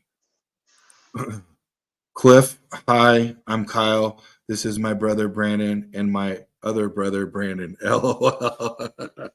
That would be cool. Although I would say you two ate at the wrong end of the table. Okay, I'm just gonna say that right now. Well, we had to split the nutrients in the womb, Brandon. We started off behind. Yeah. Well, it's to your fault that you both look like underwear models and I look like a freaking diaper model or something. I don't know. But it wasn't good when we were trying to make our way in sports. I wanted to be 240 pounds, guys. I promise. Cliff says my dad died at home while my wife and I were holding his hands. Oh my God, Cliff. So sorry to hear about that, brother. Adam says team friendly contract if he doesn't work out this year, low dead cap, but I think he can do better. Davis has a good opportunity with Waldron's scheme. Let's see. Great show, all great topics. Elizabeth, she's giving us the whole, yeah. Look, everybody's happy. Things are going good. Oh, what is this? Carl Lawson is still out there. Who's Carl Lawson? Yeah. Brush me up. Is he a Bengal? Last year, Brown? Lawson played with the I do like Carl Lawson would be another good signing for the Chicago Bears. I mean, like obviously we talked about guys that we're not expecting them to do anything some huge or make some big splash. I don't think they would have traded back into the draft and taken Austin Booker if they were planning on getting some superstar defensive end. But any of the guys who have been mentioned in the comments here, I mean, just somebody to kind of help bring Austin Booker along, or at least fill that void for the first few weeks until Austin Booker starts to learn the NFL speed. I don't know what to expect from Austin Booker. There has been talks of, I think Brandon brought it up, maybe it was Sean, but that if he had stayed in college one more year, he probably could have moved his way up into the second round. So I certainly am not counting Austin Booker out to make an immediate impact this year. So Drew brings up that the Bears ranked second last in sacks in 23 with 30. Even if they jumped to 40 this year, they would still be bottom 10 in sack overall ranking. I don't know if that math is mathing, but if it does, Brandon, you make up a very good point that this could be an issue if things don't work out the way that we are hoping, and the Bears are obviously hoping they will. This could be a problem for sure. Yeah, like I said, I agree with Brandon. I mean, obviously you have to, if Montez Sweat had been on this team all year, they obviously would have had more than 30 sacks, and they would have been somewhere around the top of 25 where Brennan's got them. I'm just hoping that if Dexter and Pickens can get better, they can move, and maybe even Booker makes an impact, they can move up into that 15, 16, 17, 18 range. But who knows? Like we said, we won't know until they get on the field and start playing football. Yeah. Mason, again, I won't be shocked one bit if we don't sign a single player for the D-line and run with Sweat, Dex, Pickens, Walker, Billings, Booker, and see what we have with the giant smorgasbord of signings at free agency. Poles zags when everyone else is zigging. He may surprise us. Who saw Keenan coming? I did not see Keenan coming. I thought it was freaking fantastic. I'm still elated about that. And I hasn't even played it down yet, but I'm really excited about that for sure. What's this? What is this? He has 4-year, $60 million contract he signed in 2021 to take him through 2000. I think he's talking about from Keenan? the Bengals, the defensive tackle from the Bengals. Oh, geez. 4 years, Hendrickson. Yeah, that's 15 mil, right? Well, there's no, and he won. I think he's talking about Keenan Allen. Oh, he is? I don't believe so. Oh, so that's only $15 million a year. No, because Keenan Allen's getting $23 million this year. So unless the contract was backloaded, I think he's talking about Hendrickson from the Bengals. Oh, Sean's right. Hendrickson is unhappy with his contract. He wants more money. So if he's already getting paid $15 million a year and wants more money, yeah, he would probably end up getting paid more than Montez Sweat. Sweat come in halfway through the year and knocked our socks off. So where does the money start again for 25, boys? I forget about this. Where do we get to see next year's 60 million or whatever it is? Is it sometime this year or is it like January of next year? What in reference to what? So you know how the money for this year, like you have cap space, right? Mm-hmm. When do we get to see that cap space, the 60 million for 25? It would have to be the end of this season, or you'd have to wait to see if the Bears decided to pick up any options on anybody who wants to just decide. You'd have to wait until you see who left in free agency, who stayed. I mean, not necessarily until free agency begins, but with those restricted free agents, the Bears are allowed to sign them before anybody else. So it just all depends how many guys the Bears let walk next year. You were right, Trax. There are some big free agents coming up for the Chicago Bears next year. I believe Tevin Jenkins would be at the top of that list. And like I said, I think when he's healthy, he's a top 5 guard in the NFL. Yeah, I agree with Brandon. I really think we need to do our due diligence and go out and get some pressure and stuff. I also am concerned about protecting Caleb. So we're back to, getting a 2-for-1 deal, but I don't know. I think what's more important to you guys? Let me ask you that, Brandon. What's more important to you, getting more pressure, getting more sacks, or protecting Caleb? What do you think we've got a better look at right now? More important to me is more sacks. Or more pressure. I think I think Caleb Williams can make the offensive line a little better because his ability to improvise. I think the defensive line, when they play good quarterbacks, are going to be punished, to be honest. Yeah. That's what I think. Jordan Love showed it in the final game of last season, and I think that's kind of where teams are going to pick up against the Bears. Okay.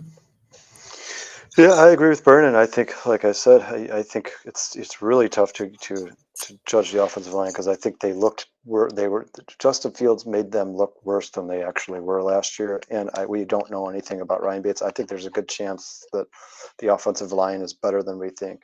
I do think the defensive line needs more help. I don't know anything about Jake Martin or Braun Cowart, but those guys to me probably are guys who may not even make the roster. I think the Bears definitely. I think it's be better for them to play Austin Booker sparingly. He needs to get used to the NFL speed. I mean, he played at Kansas, so it's not like he was playing for Alabama and he was one of these guys that comes in NFL ready.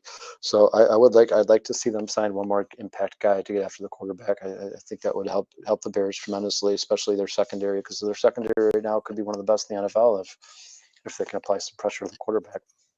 Do you guys think that Noah Sewell could thicken out a little bit and be that guy that we need to come in on third downs or situational and work his way into being a blitzer to get that pressure that we need, or is that too far of a stretch? I think you could be a specialist. I think that was one of his strengths coming out of college. Is he's good at getting after the quarterback. He's not fast enough to cover linebackers. He's not fast enough to cover receivers. But I do think, yeah, you put a little weight on him, you can play edge. I'm not saying that he's going to be the next Joey Bosa, but why not? I mean, you drafted him, right? What else? What else? He's a special teamer right now. What else are you going to do? You might as well put a couple pounds on him, let him bulk up a little bit, and see if you can get after the quarterback. The few opportunities he had last year, he may not have gotten there, but the guy definitely has a very good motor. I think all those small players always come in with very good motors, man. Yeah, How the heck does I agree with the comments. Adam's leaving right now. I think Noah Sewell was a monster of a blitzer in college. I don't think he needs to really add any weight. I think he should be used in that. The Bears just didn't really give him much opportunity in regards to when they started the blitz after the acquisition of yeah? Montez Sweat. It was clear that Eberflus wanted to blitz a little more once he knew he had somebody on one side that could actually rush the pass. But I think Sewell's a guy that should be used in that package for sure. I mean, the Bears were over the last half of the season. Bears were the second highest team in blitzing, only to the Vikings, I believe. And I Brian, would have used. do you think he would just be like a third down specialist, or do you think they could use him as like an every down kind of No, I defensive think end? third and long. It's not a guy who he's To obviously start, not good. He's obviously not good enough to play the position full time. Sanborn's a better player when the team you're defending is going to run the ball, but I would put him in there in blitz packages for sure. He's I don't want him to gain weight. I think his ability, his strongest athletic trait is his speed. I think this way he gets to the quarterbacks because he can shake, because like if you blitz a guy like Noah Sewell, who's going to chip him? A running back probably, and can he at 250 plus? Can he get by a running back? Probably. I think he's perfect for that role. But I don't think the Bears really. I thought when the Bears drafted him, that's why they did it. I didn't think they were intent on making him like a defensive end or anything like that. But they just didn't let him really. They didn't really give him an opportunity to do it. And Edwards that's played where great. they. Edwards played That's great in where that role. Edwards blitzed the quarterback. Edwards did a good job of getting home. So maybe that's why. I don't know. That's where they do that crazy zone blitz where they send the edge, the edge on the line, the defensive end. They send them out like right behind or off to the flats to cover as like Sewell would come in and blitz. It's really crazy. Like if you're an offensive lineman, you're like, what the heck? When you first see it, I was like, dude, no, I gotta go after this guy. It's crazy because they're like so much faster than you are. You used to like bumping the big body. Now you got to go to this guy, and it's like, oh my god, coming in hot, Well, I mean, coming in hot. Hey, do you guys know? this, Do you guys know this? Maybe if Adam's still here, it's called ML football. M as in Mike, L as in Lima. ML football. He just came through on a post a little bit ago. Well, this was actually at 3:31. I don't know why I'm getting a notification now, but it doesn't have a blue check mark. It's got a gold check mark on X app, and it says news: Minnesota Vikings coaching staff has absolutely loved the way first round QB JJ McCarthy has picked up the offense and how he's played so far per owner Mark Wilf. He's a professional all the way through, and he makes everyone around him better. That was not what I wanted to see. Like, I was expecting the Vikings to just kind of like fade off and let not even worry about them this year. I mean, yeah, we still got to play them, and play up and play hard and whatever, but they're not even on my radar right now. It's the Lions and it's the Packers, right? But seeing that makes me a little bit nervous, boys. If that's actual a legitimate. I'm not refuting that, and I'm not saying I don't remember where I read this, but I know for a fact I read somewhere today that said actually quite the opposite. I heard that they were actually talking about making him the third string quarterback, and I don't think it had anything to do with like his performance at OTAs or anything like that. I think it was more of like just don't want to rush him, So if for some reason Sam Darnold gets hurt, Did you guys see the Twitter video of him throwing to his coach, his quarterback coach? he Is missed that him by like 4 feet. His quarterback Chuck, coach was about 15 feet away from him, and he missed him yeah, by like he missed him by like 3 feet. yeah. I don't I want to read. I did see that. I don't want to read too much into it, but yeah, yeah, obviously that that's was a probably the terrible same pass. as what you're reading now, Trax. It's like one way or the other, it's going to be biased. But I'm not Yeah, these I'm guys have not nothing to write refuting about. that the kid. I'm not refuting that a kid could be good one day. But if the Vikings are ready to start JJ McCarthy, they're nuts because as bad as Darnold is, the experience alone makes him better than McCarthy today. I think Yeah. McCarthy is just so underused, and I have Yeah. nothing against. I listen. No. I was rooting for that Michigan team.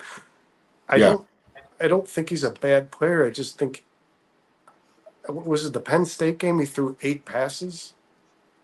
I mean, it was clear Yeah. Michigan used him as little as possible because they had a really good rush attack. And I don't know that, to be honest, I just don't think Jim Harbaugh had the trust in JJ that he should have. I don't think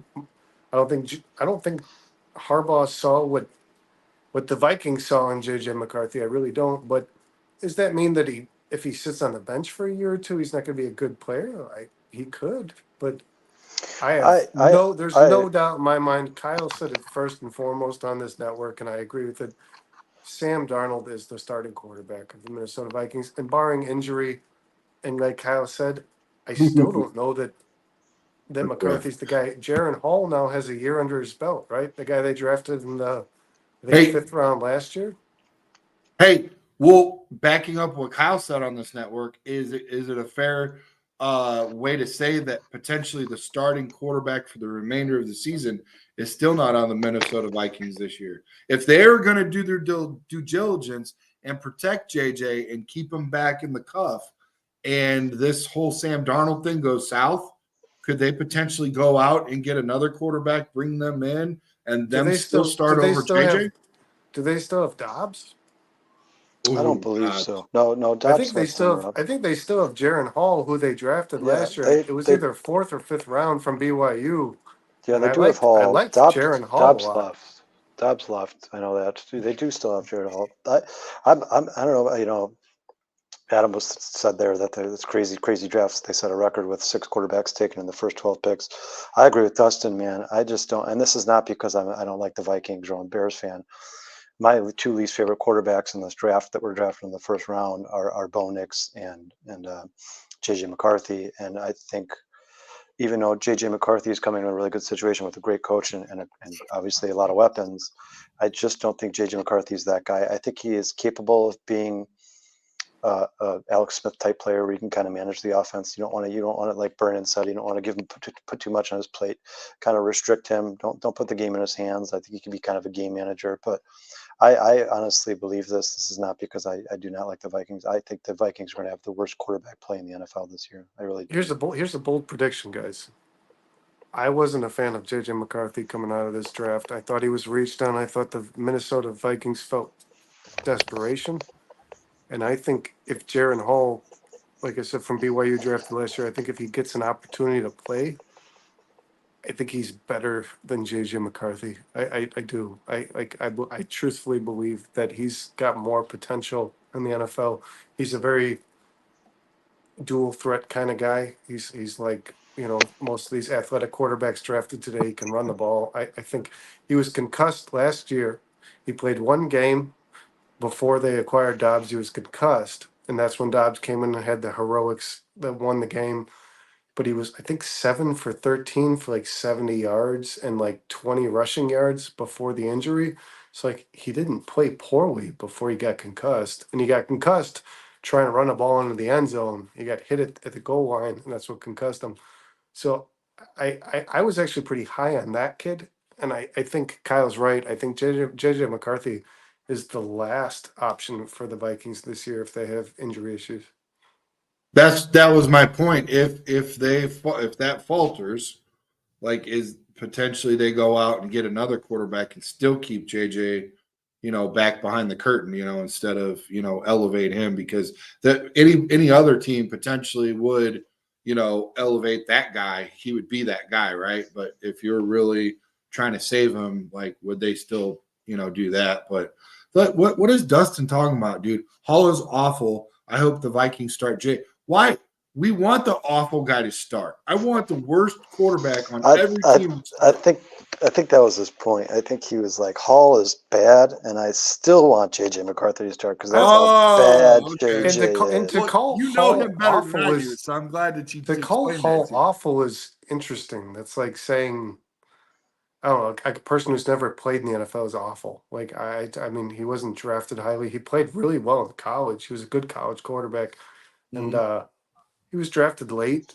So he didn't outdo expectations. But I don't know.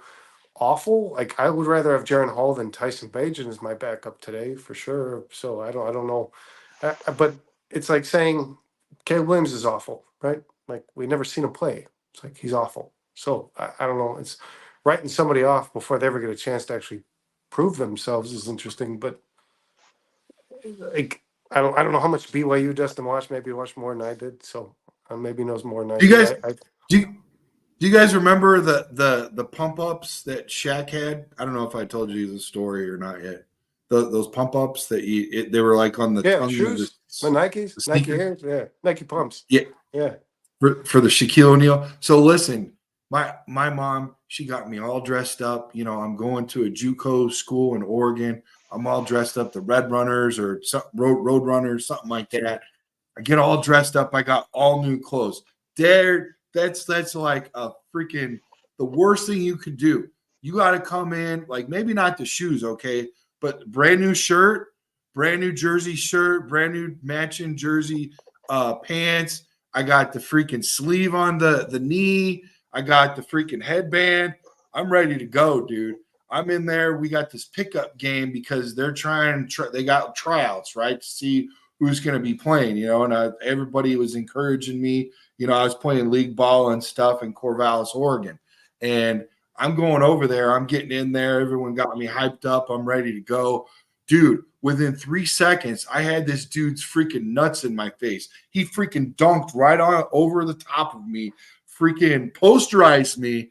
And I was like, oh my God, I'm trying to get him off me and stuff. And he's hanging on the rim and stuff. And he's like, that's what I'm talking about, boy. And then I was like, hold on. I went down and I grabbed my pumps and I pumped them up. I'm like, all right, let's go. I'm ready now. I was like, what else are you gonna do? At that moment, I knew I was like totally not in the league I was supposed to be. You know what I mean? It was bad. It was just they were running back and forth fast in the word of God. I'd never seen any speed or athleticism like it. I was totally outmatched. I was probably the hull of that group. It was bad. It was bad. So, funny story though. Basketball is not my strong suit at all, boys. So I don't know why I thought of that, but I wanted to share that embarrassing moment with you guys. Well, speaking of basketball, I believe that game tonight has ended, and I think You talking about the Sky play tonight or no? no, the Celtics swept the Oh, Pacers. yeah. Oh, wow. The Celtics swept the Pacers. Wow. I You think we're guys looking think at I that think we're looking at two sweeps for you conference think so? finals. Do you? Yeah, Man, I I think the Mavs beat that Wolves team for sure. Minnesota, man, I can't believe it. I'm glad they're there. I'm glad they got as far. I think it's going to help that young team as far as building, goes, but I really wanted to see them compete a little bit better. I would like to see them come back and get two at least. That'd be respectable, but at this point, does it I even think matter, boys? I don't I know. think you're right, Brandon. I think it's youth. I think they're honestly just as good a team as the Mavs are. It's just youth. They're not experienced enough to live up to this moment. And Luka Doncic is just out of his mind right now, man. I mean, who thought that guy could get better when the playoffs started after being probably the best player in the regular season, but he has. Yes, Sean Lugo, Angel Hernandez retired. We saw that. The very controversial home plate umpire for the MLB for the last 20 years. Dude. Umpire in general, even when he was at first and third, he was Angel Hernandez to me personally, guys. And I hate to say this, but I think he might be one of the worst base umpires, maybe in my lifetime. He is. I think he was forced to retire. I think he Very was asked to stubborn. retire. Even when he Him and knew his Jerry call was West wrong, he are stuck to it. are 1 and 2. They are not good. Guys, They you are not think good at their that jobs. You think he might be getting looked into for sports betting or something? I No, wouldn't surprise me. I I mean, think you guys seen some of these. there was an And as investigation bad as into he him. is, He's I'm No, sorry, I but was, I don't want to throw allegations because you guys know I don't know nothing about this, but I'm just saying if you're that bad at making calls, like, is there something where they're like, dude, are you involved in something? What are you yeah, doing? it's what's crazy is, he's been talked about in off seasons before. He's been talked about a lot how bad at his job he was and how inefficient he was, and he seems to be getting worse. Like you think you would, after over time, practice makes perfect. He would start to hone on his skill, or at least start to listen to people and be like, you know what, I'm going to hold off on calling that slider 2 feet outside a strike. But this year listen to was this. worse than ever. Butler bets. There's an article written about Angel Hernandez that's titled "Every Baseball Better Has at Least One Bet Ruined by Angel Hernandez." So possibly, I mean, the problem was he was just so stubborn, man. When they would do a replay, when they would look into something that he called wrong, he'd stick to it, and that's why I think people disliked him so much, is he was never willing Oh, to admit he was wrong. we got somebody from freaking Twit. Oh, it's a freaking ad. Come on. Yeah. We got somebody from Twitch. Whenever I see them, I'm like, what the heck, dude? How did they sneak in? So, because I've got that's account up, but we never get anybody from there. So, yeah. So no Sky tonight. What else is going on? The Cubs freaking suck. Cubs lost again. The Cubs starting pitcher allowed 0 runs over 7 innings, and they lost. And they lost by 6 runs. This team is egregious. It's criminal. It's criminal to allow your starting pitchers to pitch this many innings scoreless and still lose these games. It's to me. I'm gonna try to remove my anger, my bias from this. They're one of the worst run organizations in sports today. That's what I think. That's what I truthfully believe. Ran as in like by management ran. As in, you need to make moves. There is no. Oh, okay. This I agree with division that. is gonna come down to a game or two. I, So it's not like, oh, we can wait till the deadline to make our moves because we'll no. eventually run away with it. That's not the way it's gonna happen. This division. So Go ahead. Brandon, where I was hanging my hat, and I know you probably thought I was like a super fan or something, but where I was hanging my hat, I was talking to my uncle Jack and Bobby, and then basically what it came down to is waiting to see the skipper do his due diligence and look at everything that he's got, see what everybody's capable of, what's I going don't on, blame council for what's going get, on. I getting a blame. determination of what's going on, and then making the move. If they don't make the move after this, and everybody says don't take a look at their record until after today, now shit just got real, okay? And I'm officially where you're at. Trust me. Up The Cubs are until 500 right now with one of the best starting rotation ERAs in baseball. So like it's criminal. Like I said, you're If it allowing wasn't these for guys to pitch. You're allowing these guys to pitch game and game and game again with Steele and Imanaga and Assad. These guys are pitching close to 0 runs and they're yeah, losing baseball games, and it's yeah. outrageous. Yeah, if it wasn't for Hendricks' ERA, because I think they still put that ERA into the Cubs rotation. They consider that And Kyle, I got part to of the tell Cubs you rotation. too. They would be number I one. I got to tell you too about Hendricks. You guys share the same first name. I'm sure it sickens you for that to be happening. But dude, honestly, Sucks. I was waiting. I'm done. I'm done. Whatever they decide, hopefully they decide it right and put him in the bullpen or send him down or trade him or something. But he is not a starter right now. They were Well, nine what's games. They were what's nine what's games above 500 like 2 weeks ago. I mean, think about I that. know. The Cubs were like fourth in the National League like 2 weeks Yeah. ago. It's this criminal. offensive drought is one of the worst offensive droughts I've seen in my entire life as a Chicago Cubs fan, which is just kind of surprising. I mean, I'm not saying that I think Dansby Swanson, when he was signed, was a below average hitter. I think he always is going to be a below average hitter. I think he was signed here more for his defense. I think Ian Happ is average to a little bit below average in his career. If you look back, I think it's like 248 average for his career. I think the league average is 250. You know, you're going to have the growing pains of Bush and Morrell. Obviously, they're both young, both learning new position, both getting I used to the love big Morrell. leagues.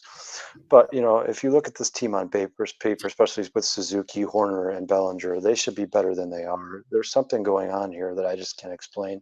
I expect the woes from the bullpen because they didn't do enough to address the bullpen. It's not a good bullpen. Yeah. Their closer is not on this roster yet. He is not here yet. It's going to either end up being somebody from their minor league system, maybe even a guy like Cade Horton to get his first major league experience as the closer, and then who will get his first major league experience as being the closer. And the next year they'll put him in the starting rotation, or a guy who's going to be traded for. But man, right The best now batting average on this they're team not is just Mike Taubman is yeah the they're not best just batting average on the roster. and they're not just losing; they're losing to their division rivals when it matters. I mean, they lost 2 to the Cardinals, 3 out You of see 4 to that? the Pirates. They've already lost 1 to the first game of Milwaukee. They need a run stop, man. They need Imanaga to come in here and pitch lights out through for 9 innings and get 1 run and win a game. They need something. They need a spark from somebody. I was kind of surprised to see that they sent PCA down. That kind of upset me. And now since they sent him down, I don't think he's eligible to come back up until like May 30th. But they need something. Somebody's got to come in here somewhere and do Why something. not? Why not? Because If you're this going to Cubs team settle on looks this, bad. if you're going to settle on this bullpen, why not just start bringing these kids up, like Cassie? Why not just start bringing these kids up, or Casey? I Well, agree and with you, that's Brandon. I mean, another thing that they were waiting on. The farm system is as good as it ever has, and they're looking at these boys and talking yeah. about doing that. Yeah, that's part of it. I mean, some of these guys like the Kevin Alcantara's, Christian Hernandez, Jefferson Rojas, some of these guys still need to be down there. Some of them are 18, 19, 20 years Yeah, what old. about Luis Vasquez? That didn't You go don't well. want, yeah, but I agree with Brennan. I mean, why wasn't Luis Vasquez up here instead of Miles Mastroboni? Why was PCA sent down? That's terrible. Why is Patrick Wisdom on this roster when they could have Owen Casey on this roster and he could play DH for them or even play left field when Ian Happ is hitting 212 like he has been? A lot of the stuff they're doing right now doesn't make much sense to me. I understand giving Michael Bush a few days off first base because he's been in a massive slump, but you could just slot Cody Bellinger over to first base and keep PCA in the outfield, who I think PCA was playing very well when he was up here. I mean, Yeah. he had a couple bunts that he turned into base hits because he's just so fast. And He he's one was of the hitting best in the base 260s, I runners in think. baseball. He was struggling at the plate, but you know what? That's part of baseball, right? You got to. Didn't he get hit? Didn't he get hit? Is that why he's not here? No, they just sent him down because they wanted him to just continue to work on the offensive side of his game. He's been inconsistent as a hitter, but you know what? Right now, how much worse could it get? The Cubs had, I think, 6 hits off Pirate starters in 4 games. I mean, I'm not blaming them for Paul Skeens. I don't think a lot of guys are going to hit Paul Skeens. I think that guy's going to be one of the best pitchers in baseball for the Thanks to next 20 years. Trax, I was at that game. I mean, that guy is absolutely Trax, amazing. I forgot to tell you. By the way, the game that you gave me the tickets to, which the Cubs got beat up, but that's considered the best rookie pitching performance in Wrigley Field in the history of the MLB. It's really fun to watch. I mean, that kid, dude, 86 pitches in, he was pitching 3 digits. Yeah, Vernon, I thought you were you got to see Paul Skeens in his second start ever. He's going to be one of the best pitchers. There was a very prominent baseball writer or analyst who came out and said his top 3 prospects in the history of baseball coming out of college, pitchers, were Mark Pryor, Steven Strasburg, and Paul Skeens. And Vernon got to see him play in his second start ever. Yeah, and you know what's funny? The same leadoff hitter. Oh, no. McCutcheon was the leadoff hitter against Strasburg and somebody else who's pitching now this year, a rookie who's pitching lights out. But no, it was something to watch, man. I mean, like, Tiana my girlfriend was ready to go, but it was like, man, I don't know if I can walk away from this. This guy's just outrageous. And if baseball was the same as it was 20 years ago, we would have watched him pitch 9 innings, but that did pull him for health.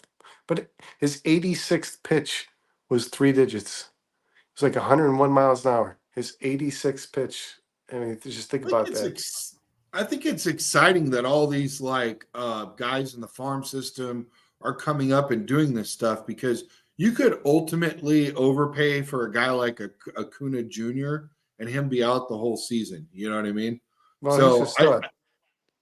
yeah, I love him. I love him. Don't get me wrong. The good I'm news- just saying, the good to a point, we got a lot of studs we got to figure out and take a look and see what we got going on. And before we, I think we still need maybe one power guy, at the plate. And Yep.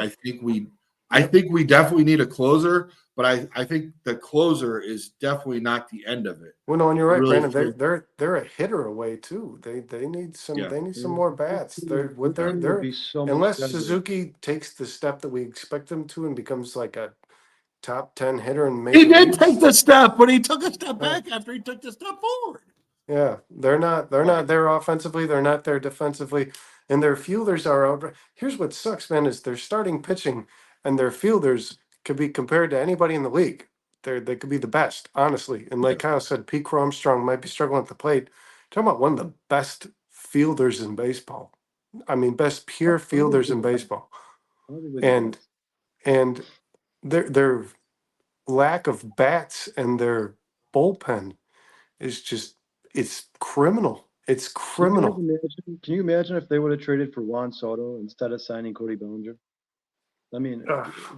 just how cheap they are. There's If a they would couple have of players they taken could have signed that would have made a difference. There was a few free agents this year that the Cubs could have signed that would have helped the offense along. And like Kyle said, Nico Horner's playing well. He's been playing well all year. He's been injured, but Suzuki expected to take the next step. Bellinger will probably get it together, but listen to me, guys. I think if Suzuki does take that step and Bellinger does get it right, they're still not good enough. They're still not good enough to beat the best teams in the major leagues.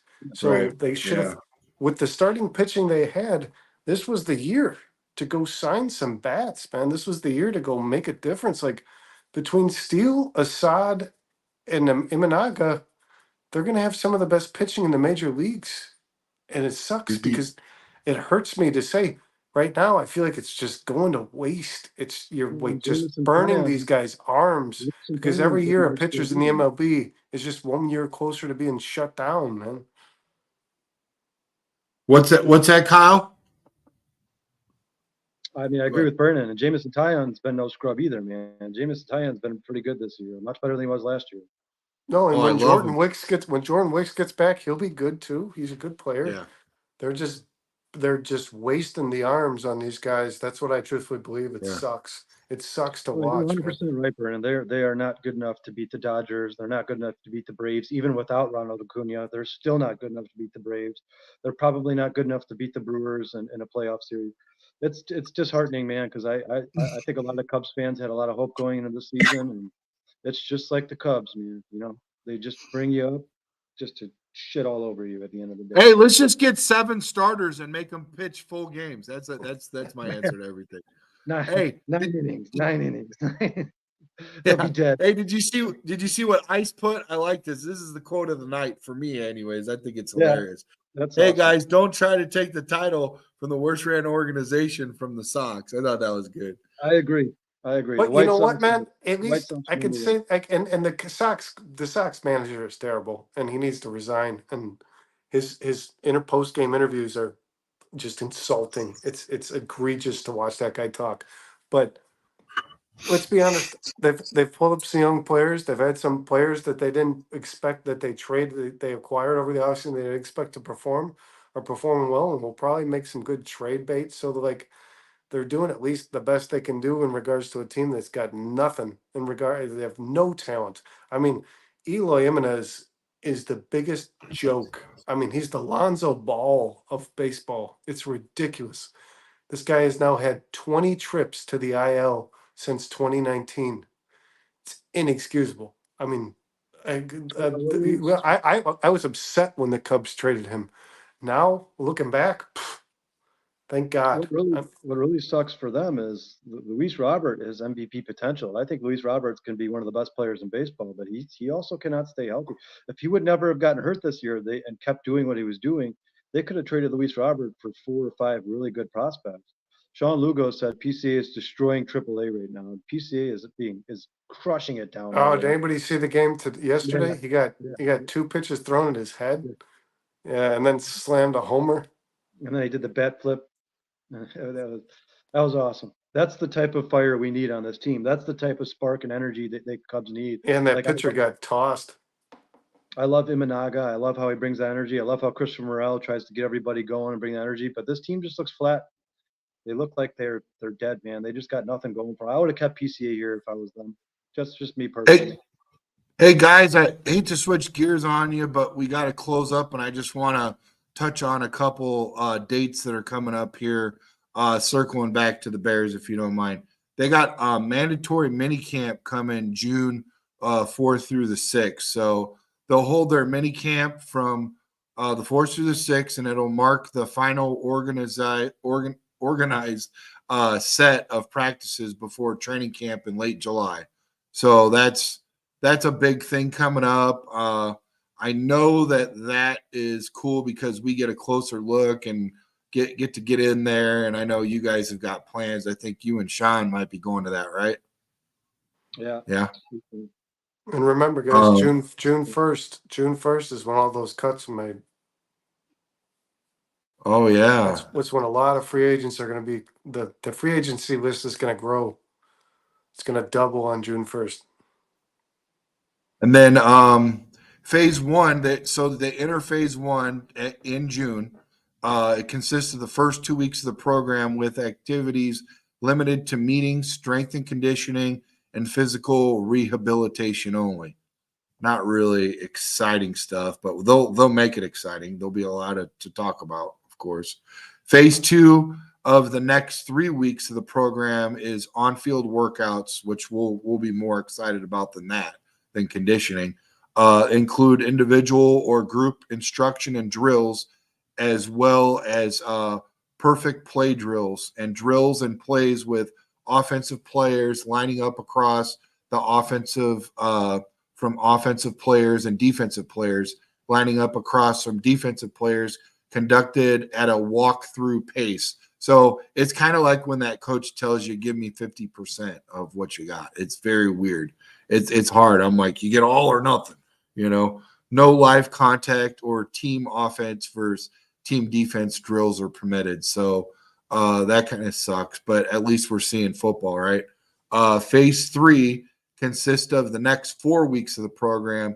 Teams may conduct a total of 10 days of organized team practice activity or OTAs, no live contact permitted, but 7-on-7, 9-on-7, and 11-on-11 drills permitted. So it's starting to ramp up and get a little bit more, in depth, more guys, more looks and stuff and all that kind of stuff. So that's what's going to be going on for the next, month or so that we'll be able to unpack on the show and talk about and stuff like that. And hopefully our beloved baseball teams will get their, crap together. And other than that, I think the Sky play tomorrow night. They're going to play against the Storm. And I got some news, man. Wasn't it Jonathan? He was on the other day, and Jonathan Hood was saying to bet on the WNBA. And I think, if I'm not mistaken, one of our guys, I don't want to mention their name on here, but it's that a guy really well, Kyle, that you might be going to a football game with here soon. He was saying that he bet on one of the WNBA games and actually did good. Either that or he was paying attention to it and the Fever actually paid out. And Jonathan Hood actually said on that game, on that show when we had him on, that the Fever were due, and they won that game. So that was really cool, man. And Angel Reese had a really good game 2 days ago. A really good game. Oh, yeah. She had the and one to finish that. I don't know if you guys saw. She had the and one in the final minutes of the game.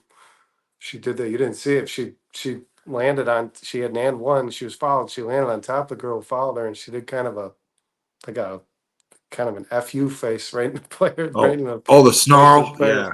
Yeah, and I think they won by 3, but it was a close game, and they pulled away in the end because of the way she performed in the final minutes. So it was cool.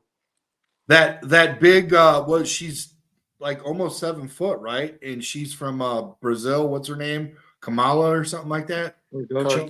Cardona. Yeah. Yeah, her first name I think is Kamala, or her last name is Cardona. Camilla Yeah. Cardona, yeah. Camilla.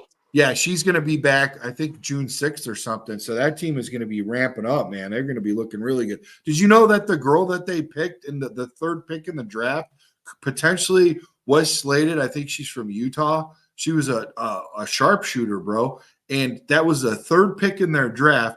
She could have been a first rounder, right? But she fell. They already had to release her because they don't have enough. They don't have like a developmental league. They don't No, have yeah, and I think it's only 12 teams, 12 players in the roster. It's a small roster, yeah. dude, they just finished the championship, and then 2-3 weeks later, they're starting the regular season, and they make them cut the third guy, the third lady on their team that could have been a first round draft pick. I would be freaking pissed right now, you know?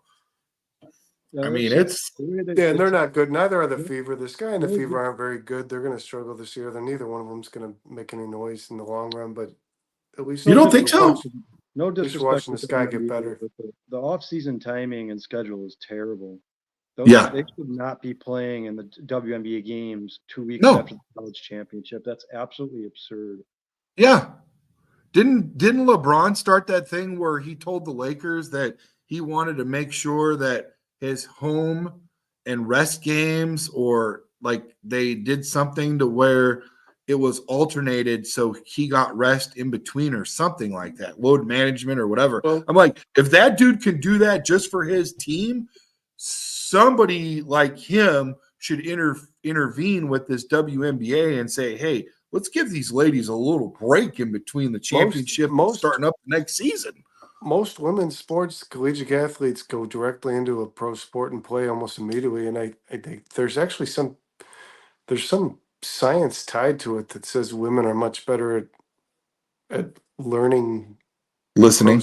the pro scheme than men are. So I guess it's a testament to them. They're much better at acclimating and understanding the coaching at a pro level than men are. So Well, I'll tell you this much, boys. When I was the basketball coach for my daughter and the girls ran a play, they run it to the freaking T, bro. They listen, they execute all that. With the boys, they're just well, yeah, and cuckoo for cocoa. you don't watch a lot of, like, besides Caitlin Clark, which is why she's so special. You don't really watch a lot of ISO. You know, what I mean, you don't see somebody take the ball and kind of run Right. things themselves. It's Yeah. Well, no it's mostly disrespect team to oriented. women's Like sports. the Sky have run, it's all about just movement, player movement. It's all about a scheme. Like the Yeah. coaches have to be the best aspect in those sports, man. But It's Clark's the pretty only fun. one. I watched one Fever game, and Caitlin Clark's the only one that you'll see, you know, kind of wave the coach off, like you would say, Brandon, to Jim McMahon, like, "No, I'm good. I'm just gonna shoot this 28-footer." Like that's kind of what she You got does. it. Yeah. Yeah. I think What were you there's- saying, Kyle? I think there's a significant difference between the playbook in the men's league and the women's league. No disrespect to women's sports, but No, not at all. the men's league has there's a lot more to learn, and the competition level is a little bit higher. Like I said, no disrespect to women's sports at all. No. Yeah. No, it's just a different game. It's just a totally different game, and it's much tougher to learn that NBA speed than it is the WNBA speed. Dude, I'm sorry, but if this lady from Iowa wasn't as good as she was, I really wouldn't have been paying attention to women's sports this year. And the two ladies that got drafted by the Sky, I mean, legit, I've not really been paying attention to the Sky. Now Chicago sports, we're looking for it, bro. We're trying to put some stuff out there for They have more Chicago going for them sports. than the Bulls, for sure. And the Cubs right now, they're actually fun. No, we're a little bit above 500, but you know, yeah, We are 500 exactly. Yeah. 27-27 after tonight. Oh, I thought we were 27 and 25. Okay, thank you. Yeah, thank you. You're updating me now. So, Yeah, and Steele, Man, their I- starting pitcher, played a phenomenal game when they lost. Justin Yeah, Steele had a yeah. great day. I watched that. Seven. Both pitchers did really good. It was a duo, man. I was watching that all the way, like you said, up until the seventh, and then just the freaking Yeah, the doors that fell game- Yeah, off. and get this. When Yeah, is this it's possible? What have you guys seen on a team? The starting pitcher allowed 0 runs over 7 innings, and they allowed 6 runs in the game. So both relievers, 2 relievers, allowed 3 earned runs apiece. It's just unheard of, man. It's unheard of. It's unheard of. Yeah. To allow 6 runs after 7 scoreless innings, it's unheard of. Oh, It's he's saying painful. that girl's 6'7". She might just look like she's almost 7 foot because the rest of the ladies are not as tall as her. So Yeah, and sorry, I but think, and I thanks for think the Angel update. Reese is like 6'6" or so. Angel Reese is tall too. She's a very pretty lady too. Like these ladies, they go in and they get dressed up just like the NBA players, and I'm just like, wow, they're dressed to kill for sure. I think that's probably where they could get some of their. Can you get endorsements just by wearing like Yeah, dress up? actually, Yeah. Brandon, they had an entire on 670 The Score. They did an entire Bernstein did an entire piece with one of the women who does the fashion design for the WNBA, and Uh-huh. they said it's a whole different ballpark than men. The women can actually make a lot of money just based on the brand of of clothing they wear during the Cool. draft. Yeah, and they That's because like think about it. She was saying too, like they can get endorsements based on the makeup brands they wear and stuff like that. The makeup they represent during the draft. So like obviously a man's not can't have a whole lot of makeup on when he's drafted, but yeah, no, it's a different animal. No, Angel Reese was actually paid a substantial amount of money in endorsements for the dress and the makeup she wore during the draft. And you're right, man, she looked good. Boys, I promise you, besides a very nice, lucrative package, when we make it big, I'll make sure we have makeup artists, barbers on deck. We're going to be freaking looking good, boys. Looking good. Right now, the only thing we can do is like dim the lights or something to make us look better, you know? So, hey, speaking of which, you guys make me look good every time you come on, man. So, thank you so much for joining me. And I'm glad we were able to put a very nice show together. I feel I don't know what they think. I think they like it. They got really involved. For the armed forces, the men and women that are serving today, and just the people that had to work or coming back from work or just spending a whole weekend with the family and finally get to break away for a little bit and get caught up on Chicago sports. No matter how minute it is or how big it is, it's our little neck of the woods where we get to focus on and get this, the major national media away from, because they always paint our freaking Chicago a really bad color, man. Hey, And Brandon, can I say something real quick?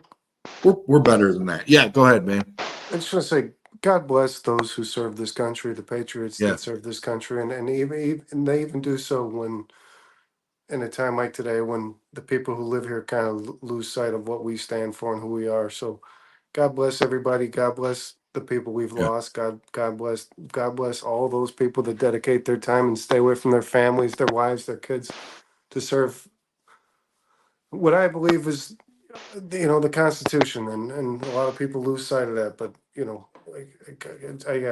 I don't know. I'm losing my words here, but I just want to say God bless everybody who's out there. Yeah. The Marines, the Army, the Navy, Coast Guard, everybody who's serving in any branch of military.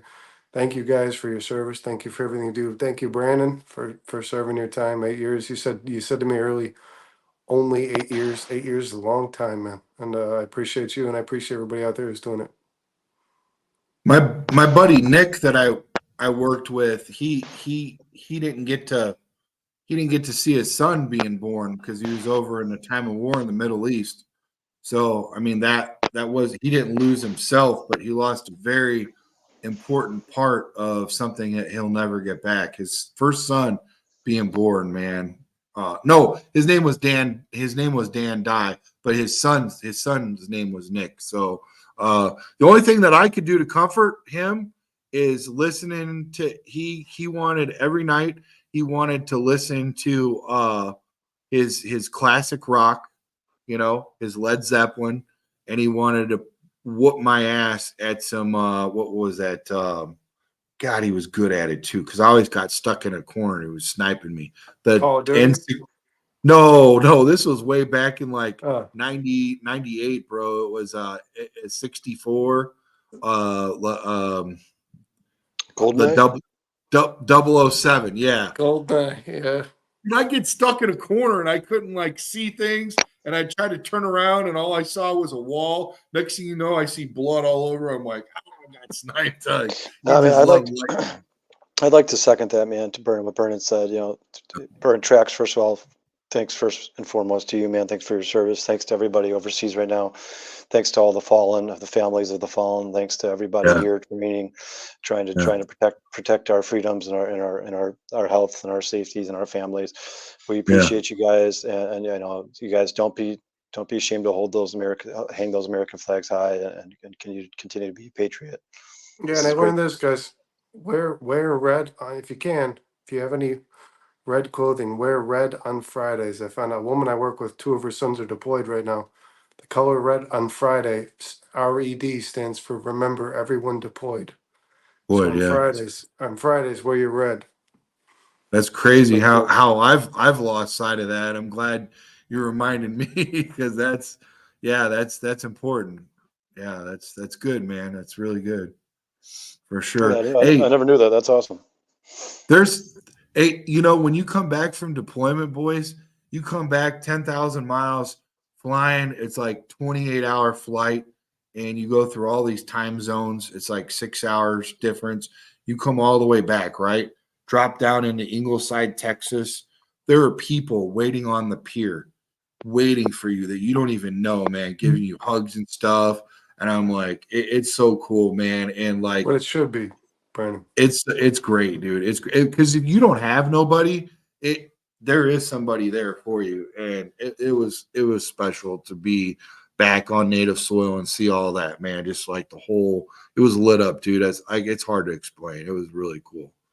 And like a holiday like today, they'll do something that for the vets that are out there, serving or whatever. They'll have like some fighter jets go across the top, some gunners out there popping them, and stuff like that. And it's super cool, man. One guy got so low that when he came, he flipped upside down, like inverted, and you could see like his glass is like upside down, and the water just like swooshed and got us. It wasn't like a douchebag hit. It was like a spray. It was really cool. I was like, that felt good. You saw Maverick, huh?